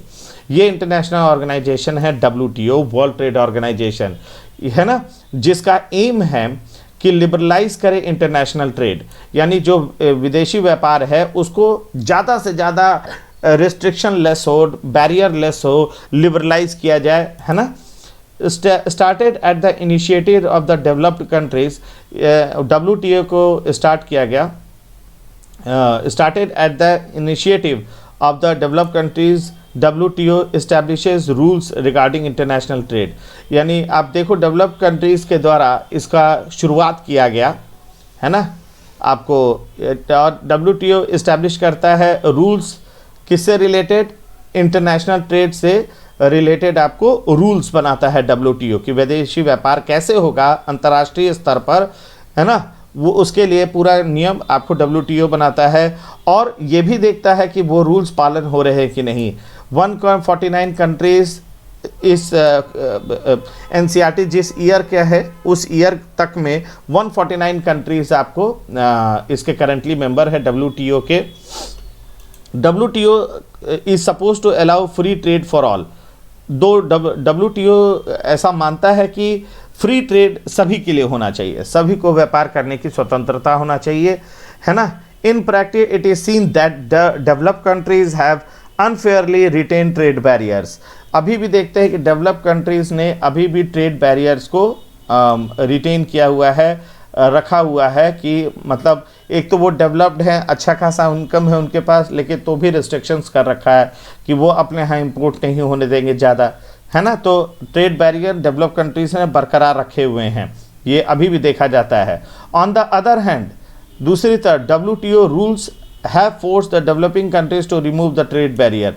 और दूसरी तरफ WTO डेवलपिंग कंट्री पर यह दबाव डालता है कि ट्रेड बैरियर हटाओ, यानी डेवलप्ड कंट्री पर ट्रेड बैरियर लगा हुआ है वो बना के रखे हैं, लेकिन डेवलप कंट्री हटाए ट्रेड बैरियर, ये तो विवाद का विषय होगा। इसीलिए current debate on trade in agricultural trade product, इसीलिए अभी एग्रीकल्चरल प्रोडक्ट के से संबंधित व्यापार पर भी अभी डिबेट चल रहा है WTO के अंदर में। डेवलपिंग कंट्री एक तरफ है, डेवलप कंट्री एक तरफ है ना। अच्छा, ये WTO इनिशिएटिव लिया गया था स्टार्ट करने का डेवलप्ड कंट्रीज के द्वारा, ठीक है, ध्यान रखिएगा।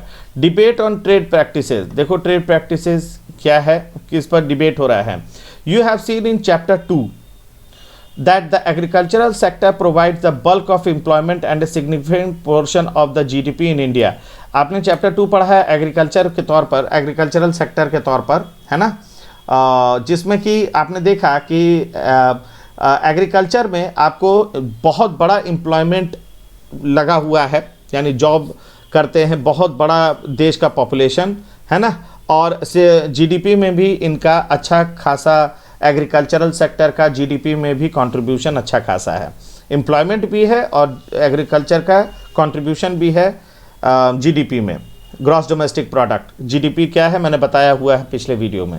Compare this to a developed country such as the US with the share of agriculture in GDP at 1% at its share and total employment a tiny of 0.5%। अच्छा, डेवलप कंट्री जैसे कि US से तुलना किया जाए तो एग्रीकल्चर का share जो GDP में है वो 1% है मात्र, और जो टोटल एम्प्लॉयमेंट जो अमेरिका के एग्रीकल्चर में एम्प्लॉयड है वो बहुत थोड़ा है, वो 0.5% है। जबकि भारत में याद करिए ऑलमोस्ट 50% एम्प्लॉयमेंट एग्रीकल्चर सेक्टर में है और 17 या 18 मोस्ट प्रोबेबली GDP में कंट्रीब्यूशन है, तो वास्ट अंतर है अमेरिका के मुकाबले। And yet this is very small percentage of people who are engaged in agriculture in US receive massive sums of money from the US government for production and for exports to other countries। देखो इतना थोड़ा सा इनका population 0.5% क्या होता है, कुछ नहीं, इतना ही थोड़ा परसेंटेज आपको पॉपुलेशन का वो अमेरिका में एग्रीकल्चर में लगा हुआ है, लेकिन वो US गवर्नमेंट से जो फार्मर है US के, वो पाते बहुत अच्छा खासा मनी पाते हैं US गवर्नमेंट से, ताकि वो प्रोडक्शन कर सकें, एग्रीकल्चर कर सकें कल्टीवेशन के लिए, और साथ में एक्सपोर्ट कर सके दूसरे कंट्रीज में, तो वो अच्छा खासा मदद पाते हैं US गवर्नमेंट से। Due to this massive money that they receive, US farmers can sell the farm products at abnormally low price. जो मदद अमेरिकन गवर्नमेंट करती है अमेरिका के फार्मर्स को, इसीलिए US फार्मर अपने फार्म प्रोडक्ट्स को सस्ते से सस्ते कीमत पर बेच पाते हैं। The surplus farm products are sold in the country markets at low price, adversely affecting farmer in these countries।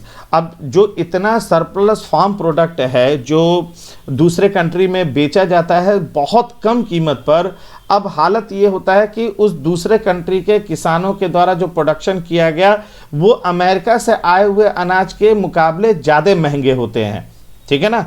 चूँकि महंगा इसलिए क्योंकि गवर्नमेंट अब इंडिया का फार्मर है, तो सरकार तो इतना मदद तो कर नहीं रही है क्योंकि इतना बड़ा पॉपुलेशन लगा हुआ है एग्रीकल्चरल सेक्टर में। और जबकि अमेरिका में अमेरिकन गवर्नमेंट इतना मदद करती है अमेरिका के फार्मर्स का, ठीक है, तो वहाँ से अगर कोई अनाज आया, मान लो भारत में बेचा गया, अमेरिका से अनाज आया है ना 50 रुपये प्रति के, मान लो 50 रुपीज़ पर केजी पर, और यहाँ पर किसी इंडियन फार्मर ने अगर पर केजी प्रोडक्शन किया तो सरकार के तरफ से तो मदद नहीं है, जो है उसको खुद से ही करना, कर्जा लेकर करना है, तो वही 70-80 रुपया हुआ।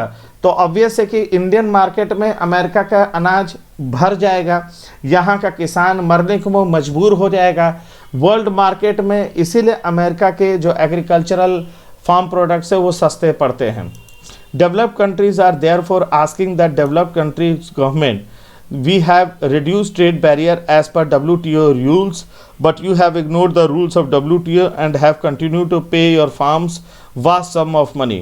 तो डेवलपिंग कंट्रीज ने डेवलप कंट्री के गवर्नमेंट से कहा कि WTO के नियम के अनुसार हम लोगों ने ट्रेड बैरियर हटा दिया है, यानी हम अमेरिका का फूड ग्रेन जो है इंपोर्ट करेंगे, ठीक है ना, या यहाँ पर लोग अमेरिका के फूड ग्रेन्स को इंपोर्ट करा सकते हैं, ठीक। हमने ट्रेड बैरियर हटा दिया, इसकी वजह से हम जो डेवलपिंग कंट्री हैं, हमारे यहाँ इंपोर्ट हो रहा है आपके डेवलप कंट्री से, लेकिन आप लोगों ने अभी भी अपने यहाँ ट्रेड बैरियर बरकरार रखा है और आप लोग अभी भी अपने फार्मर्स को बहुत बड़ा सम मनी के तौर पर आप हेल्प कर रहे हो, जिससे प्राइसेस डिस्टर्ब हो रहा है। You have asked our governments to stop supporting our farmers. तुम लोगों ने कहा हम लोगों से, मतलब डेवलप कंट्री ने कहा, डेवलपिंग कंट्री के गवर्नमेंट से कहा कि फार्मर्स को सपोर्ट करना कम से कम करिए पैसे के तौर पर, but you are doing so yourself. लेकिन आप लोग खुद फार्मर को सपोर्ट कर रहे हो मनी से, जिससे उसका फार्म प्रोडक्ट सस्ता हो रहा है। तो क्या ये फ्री और फेयर ट्रेड है? क्या ये सही तरीके से अनफेयर मीन्स का इस्तेमाल नहीं किया जा रहा? तो यही डिबेट का इशू चल रहा है आपको WTO में, ठीक है। Impact of globalisation in India देखते हैं। In the last 15 years globalisation of the Indian economy has come a long way. अगर पिछला 15 साल जब देखा जाए तो ग्लोबलाइजेशन इंडियन इकोनॉमी का, है ना, यानी भारतीय अर्थव्यवस्था का वैश्वीकरण, यानी विश्व भर में एक बहुत लंबा अच्छा खासा रास्ता तय किया है इंडियन इकोनॉमी ने, है ना। इंडियन इकोनॉमी का ग्लोबलाइजेशन यानी वैश्वीकरण भारतीय अर्थव्यवस्था का बहुत दूर तक आ गया है। What has been its effect on the life of people? क्या इसका प्रभाव पड़ा है लोगों पर? चलिए देखते हैं, कुछ एविडेंसेस से समझते हैं। Globalisation and greater competition among producers, वैश्वीकरण, है ना, और जो एक मुकाबला प्रोड्यूसर्स के अपने में, यानी एक तरह के प्रोडक्ट का जो डिफरेंट मैन्युफैक्चरर्स हैं, प्रोड्यूसर्स हैं, उनके में अपने में एक कंपटीशन, है ना, जो मुकाबला होता है, इसका एडवांटेज मिला है कंज्यूमर्स को, यानी अब चॉइसेस मिले हैं, है ना। और ग्लोबलाइजेशन की वजह से बाहरी कंपनी बहुत सारे भारत में आई हैं, तो अब ऑप्शंस बहुत हैं, है ना। दोनों चीज़ समझिए, ग्लोबलाइजेशन से हुआ कि बाहर की कंपनी भारत आई, तो अब कंज्यूमर के पास बाहरी कंपनी का भी ऑप्शन है, और अंदरूनी जो कंपनी है, लोकल प्रोड्यूसर्स हैं, है ना, या मैन्युफैक्चरर्स हैं, उनमें भी आपस में कंपटीशन होने से उन लोगों ने भी बढ़िया चीज़ को आपको रखा सामने, तो कंज्यूमर के पास अब वाइड वैरायटी ऑफ चॉइस करने के लिए है। Particularly the well of section in the urban area, यानी शहरों में जो अच्छा खासा पैसे वाले लोग हैं, उनके सामने तो अच्छा खासा एडवांटेज है कंज्यूमर्स का अच्छा खासा एडवांटेज है, कंज्यूमर को बेनिफिट है। वैसे कंज्यूमर जो थोड़ा अच्छा खासा यानी रिच है ना, पैसे से ठीक ठाक है शहरों में, उनके लिए बड़ा फ़ायदा हुआ है। There is a greater choice before these consumers who now enjoyed improved quality and lower prices for their several products। यानी अब जो कंज्यूमर्स हैं उनके पास अब अच्छा खासा चॉइस हो गया है ना, और अब ये जो इम्प्रूव्ड क्वालिटी, यानी जो कंज्यूमर हैं उनका अब जीवन शैली जो अच्छा खासा है ना, वो अब इंजॉय कर सकते हैं इम्प्रूव्ड क्वालिटी, क्योंकि कंपटीशन, जो मैन्युफैक्चरर्स या प्रोड्यूसर्स हैं जो आपस में कंपटीशन करते हैं, तो जो बढ़िया सामान बनाएगा उसको लोग खरीदेंगे भी, तो जो ये इम्प्रूव्ड क्वालिटी है उसको कंज्यूमर परचेज कर सकता है, कंज्यूम कर सकता है ना। और लोअर प्राइसेस पर हर तरह के वस्तुओं के कम से कम कीमत, क्योंकि देखो आज ज़्यादातर देखो बिस्कुट्स बहुत सारे हैं, बर्बन से लेकर के दुनिया भर के बिस्कुट हैं, पार्ले जी हैं, है ना, बहुत सारी चीज़ें हैं, लेकिन उसमें बेहतर बिस्कुट कौन बना रहा है और अपनी कीमत को कम से कम कौन रख रहा है ना, तो जिससे कि जो कंज्यूमर है वो अट्रैक्ट होता है दोनों तरफ से कि चीप एंड बेस्ट, कम भी और अच्छा क्वालिटी भी, है ना, तो उस तरफ अब जाएगा कंज्यूमर, है ना। अच्छा, as a result there these people today enjoy much high standard of living than was possible earlier. तो इस तरह से हम लोग देखते हैं लोग आज बहुत अच्छा जीवन शैली जी रहे हैं जो पहले नहीं हुआ करता था, क्योंकि अच्छी चीज़ों को कंज्यूम वगैरह कर रहे हैं। Among producers and workers the impact of globalisation has not been uniform. अच्छा, प्रोड्यूसर्स और वर्कर्स हैं जो प्रोडक्शन करते हैं, जो मजदूर हैं, वो वैश्वीकरण का जो प्रभाव है वो एक समान नहीं पड़ा प्रोड्यूसर्स और वर्कर्स पर, एक समान। Firstly, MNCs have increased their investment in India over the past 15 years. MNCs ने अपने निवेश को भारत में पिछले 15 साल में बढ़ाया है। इसका मतलब है कि investing in India has been beneficial for them, यानी भारत में निवेश करना पैसे से वो उनके लिए फ़ायदेमंद रहा है। MNC have interested in industries such as in MNC भारत में निवेश किन किन उद्योगों में की? Cell phone, automobile, electronics, soft drink, fast food है या सर्विसेज जैसे बैंकिंग है शहरी क्षेत्र में, है ना। दीज प्रोडक्ट, बहुत सारी चीज़ें हैं। These product have a large number of well of buyers, ये सारे प्रोडक्ट्स के बहुत बड़ा वर्ग है खरीदार का, है ना। बायर का एक अच्छा खासा संख्या है जो इन वस्तुओं का इस्तेमाल करता है ना। In these industries and services new jobs have been created, नए इंडस्ट्रीज जो लगी, है ना, या सर्विसेज जो आपको डेवलप किए गए भारत भर में, वहाँ पे नए जॉब्स को क्रिएट करने में सफलता मिली, है ना। Local companies supply raw materials etcetera, also local company supply, अच्छा लोकल कंपनी जो है वो रॉ मटेरियल को सप्लाई करके अच्छा खासा मुनाफा कमाई है। To this industry has prospered, यानी खुशहाल हुई, अच्छा खासा मुनाफा कमाई। तो देखो MNC का प्रभाव है ना, ये पॉजिटिव सेंस में ही रहा। फिर इसको अभी थोड़ा देर बात करते हैं, पहले ये देख लेते हैं। Second, several of the top Indian companies have been able to benefit from the increased competition, कि जो भारत की जो कंपनीज हैं, भारत की अच्छी खासी कंपनी है, वो बढ़ती हुई कंपटीशन की वजह से उनको बड़ा फ़ायदा मिला, है ना। They have invested in newer technology and production methods and raised their production standard. इन भारतीय कंपनियों ने competitions को देखते हुए नए टेक्नोलॉजी में इन्वेस्ट किया, है ना, प्रोडक्शन मेथड को और सही किया। इसकी वजह से प्रोडक्शन स्टैंडर्ड्स जो हैं वो और अच्छे हुए हैं और बढ़े हैं, है ना, भारतीय कंपनियों के, यानी टेक्नोलॉजी, प्रोडक्शन मेथड, है ना, और इससे प्रोडक्शन स्टैंडर्ड अच्छा खासा लेवल का प्रोडक्शन इन लोगों ने किया। क्वालिटी अच्छा है ना, क्वालिटी बढ़िया हुआ। Some of gained from successful collaboration with foreign companies, कुछ इंडियन कंपनीज ऐसी भी थी जो फॉरेन कंपनीज से कोलैबोरेशन यानी साथ मिलकर के काम की, जैसे हीरो होंडा। तो बाहरी कंपनी के साथ काम करने से उनके एक्सपीरियंस इंडियन कंपनीज ने उसका भरपूर फ़ायदा उठाया। अच्छा, more globalisation has enabled some large Indian companies to emerge as multinational themselves. कुछ ग्लोबलाइजेशन की प्रक्रिया में कुछ भारतीय कंपनी बड़ी मल्टीनेशनल कंपनीज बन करके खुद उभरी हैं, है ना। क्योंकि ग्लोबलाइजेशन का मतलब हुआ कि बाहरी कंपनी इंडिया में आई तो इंडिया की कंपनी भी बाहर गई दूसरे देशों में, जैसे टाटा मोटर्स, है ना, ऑटोमोबाइल्स के सेक्टर में इन्फोसिस है, रैनबैक्सी मेडिसिन में, इन्फोसिस IT में, एशियन पेंट्स पेंट के दुनिया में, Sundaram Fasteners nut and bolts में, है ना। ये ऐसी कंपनी है जो अपना ऑपरेशंस यानी मैन्युफैक्चरिंग हो सकता है, सेलिंग हो सकता है, ये पूरी दुनिया भर में ये करते हैं। अब ये इंडिया भर तक सीमित नहीं है। ग्लोबलाइजेशन ने क्रिएट किया न्यू अपॉर्चुनिटीज़ कंपनीज के लिए, ताकि जिससे कि वो सर्विसेज प्रोवाइड कर सके, particularly those providing IT involving in IT। Globalisation has also created new opportunities, यानी वैश्वीकरण ने नए नए मौक़ों को जन्म दिया है। किन के लिए? कंपनीज, ऐसी company for companies providing services, particularly those involving in IT, यानी ऐसे कंपनीज के द्वारा जो सर्विसेज प्रोवाइड की जाती है, जैसे IT का सेक्टर है ना। तो Indian company producing a magazine, जैसे इंडियन कंपनी है जो प्रोड्यूस करती है मैगजीन, किनके लिए? लंदन बेस्ड कंपनी के लिए।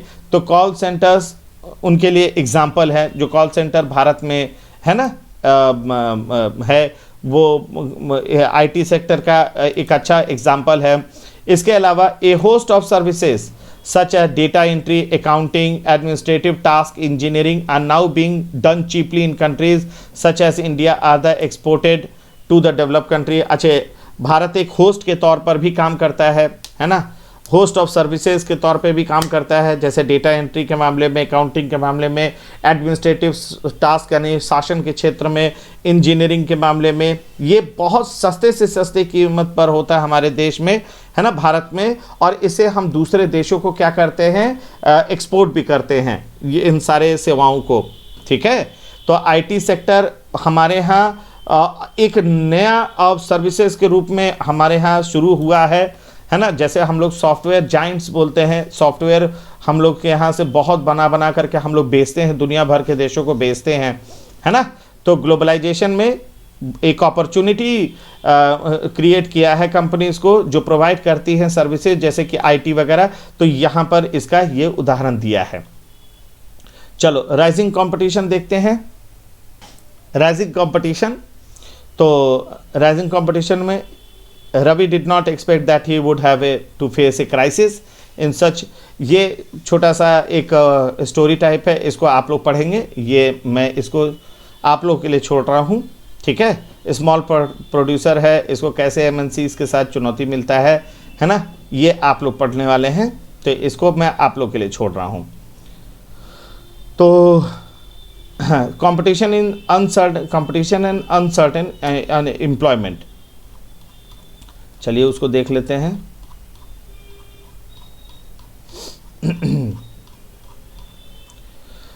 Globalisation and the pressure of competition have substantially change the life of the worker, है ना। ग्लोबलाइजेशन और जो कंपटीशन का प्रेशर है वर्कर्स के लाइफ को चेंज करता है ना।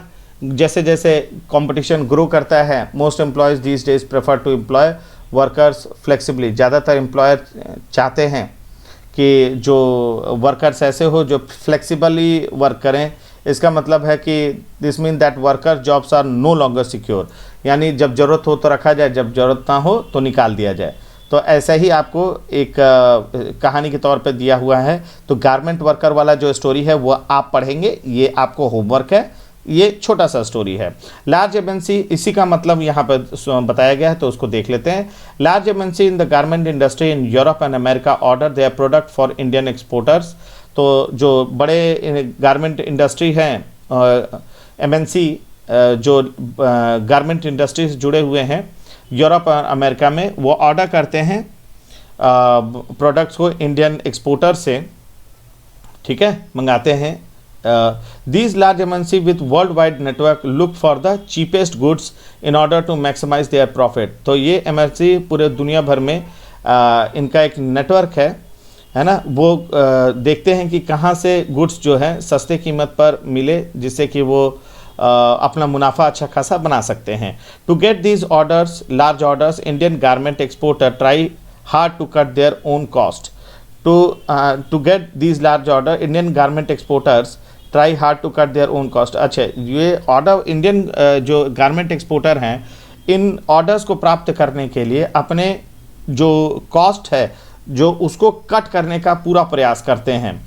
As cost of raw material can not be reduced, exporters try to cut labour cost. तो जैसे भाई रॉ मटेरियल का तो कॉस्ट हटा नहीं सकते, क्योंकि रॉ मटेरियल तो ज़रूरत ही है बनाने के लिए, सामान को बनाने के लिए। तो ये लोग क्या करते हैं, जो एक्सपोर्टर हैं, वो लेबर कॉस्ट कट कर देते हैं, है ना, यानी कुछ लेबर को ही हटा देंगे। Where earlier a factory use to employ workers on a permanent basis, now they employ workers on a temporary basis so that they do not have to pay worker for a whole year. तो पहले जहां पर workers क्या होते थे, permanent basis पे काम करते थे एक्सपोर्टर्स के लिए, अब वहीं पर फ्लेक्सिबल कर दिया गया, यानी टेम्प्रोरी बेसिस पे कराए जाने लगे, ताकि जब जरूरत ना हो तो निकाल दिया जाए वर्कर्स को और पूरे साल भर पैसा ना देने पड़े। Workers also have to put in very long working hour. अच्छा, वर्कर्स भी बेचारे लंबे लंबे जब जो काम भी करते हैं तो बड़े लंबे लंबे वर्किंग आवर करते हैं, नाइट शिफ्ट करते हैं, रेगुलर बेसिस पर काम करते हैं, ठीक है ना। पीक सीजन में तो मतलब चलता रहता है उनका काम लंबे लंबे आवर्स तक। वेजेस बहुत कम होते हैं, वर्कर्स को फोर्स किया जाता है कि ओवर टाइम करें ताकि ज़्यादा से ज़्यादा मांग को पूरा किया जा सके, है ना। तो वर्कर्स की स्थिति में बड़ा गड़बड़ है। वही यहाँ पे बताया जा रहा है कि कितना मुश्किल भरा लाइफ रहा है सुष्मिता जो है। While this competition among the garment exporter has allowed to MNCs to make large profit। अच्छा, इस तरह का कंपटीशन जो गारमेंट वर्कर एक्सपोर्टर्स के बीच में है, ताकि एमएनसी से ज़्यादा ऑर्डर मिल सके। तो एमएनसी इसका बड़ा फ़ायदा उठा रही हैं। वर्कर्स को डिनाई किया जा रहा है कि उनको फेयर शेयर दिया जाए बेनिफिट का, है ना। ग्लोबलाइजेशन से जो अच्छा पैसा मिलता है उसको वर्कर्स को नहीं दिया जाता उतना। तो कंडीशंस जो है वर्क का और हार्डशिप जो बढ़ता जा रहा है वर्कर्स का, वो डिस्क्राइब करता है कि बहुत इंडस्ट्रियल यूनिट या सर्विसेज जो इंडिया में जो है स्थिति वो दयनीय है।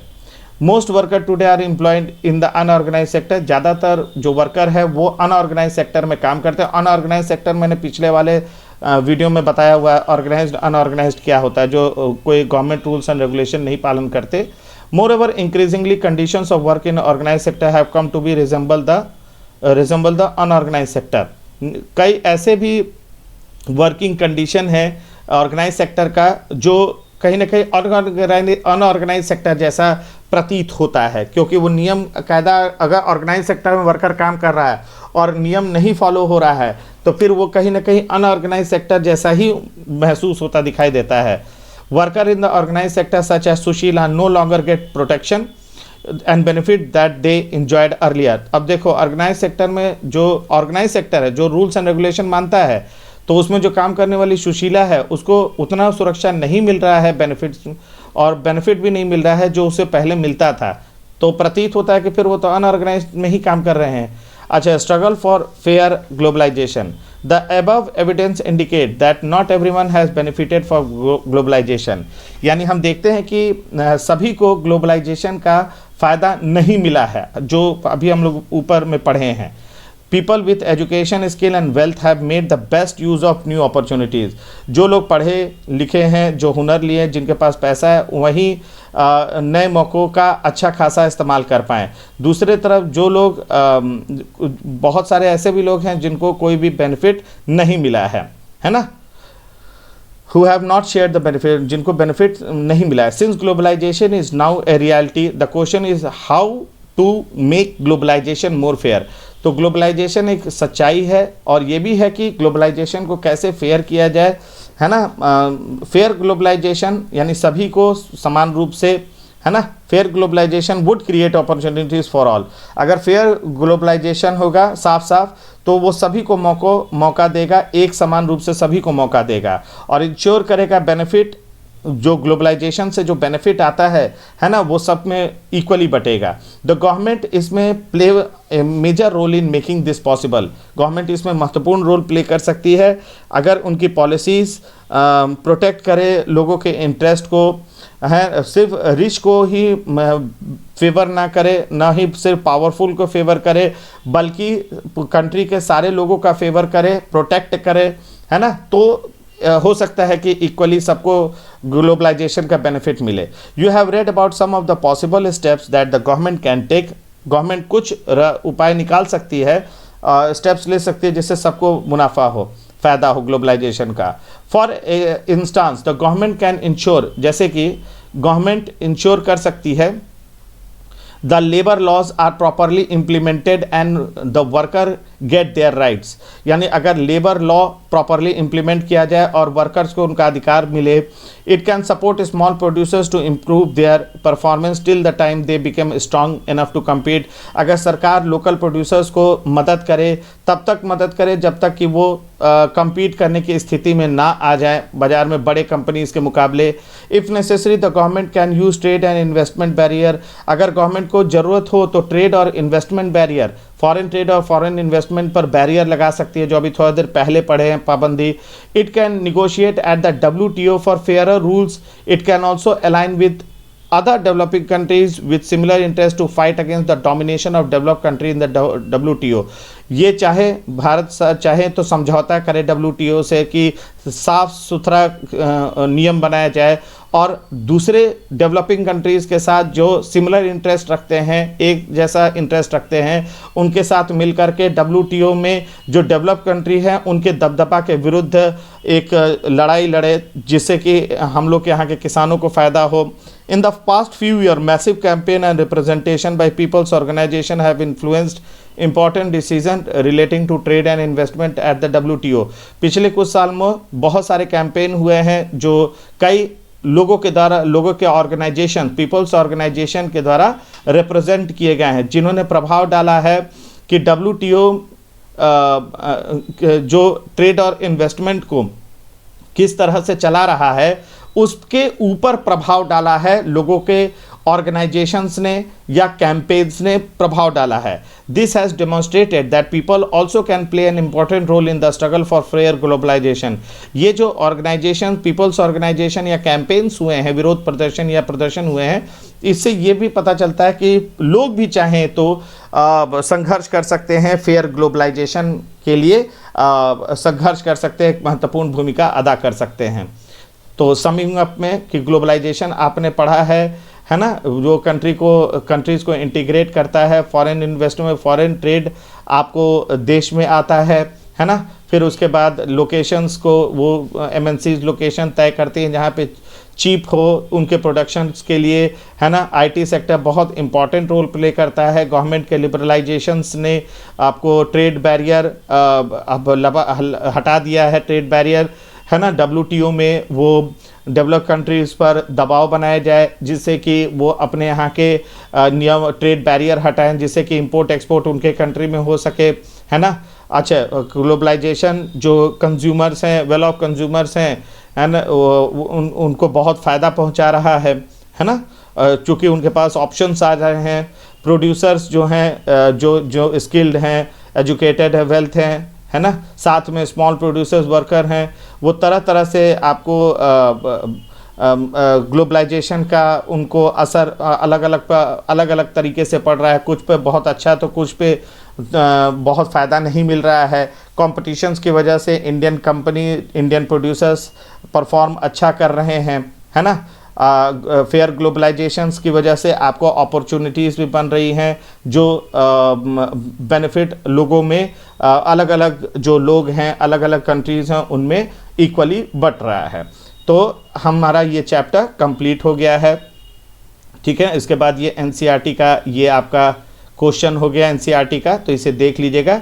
इसके बाद नेक्स्ट चैप्टर आएगा, तो ये चैप्टर पूरा आपका कंप्लीट हो गया है। Thanks for watching. और इस तरह से मैं फिर से कह रहा हूँ कि इस वीडियो को पूरा देखिए। जो भी इष्ट मित्र, यार प्यार जो भी हैं, उनको ये वीडियो प्रोवाइड करिए।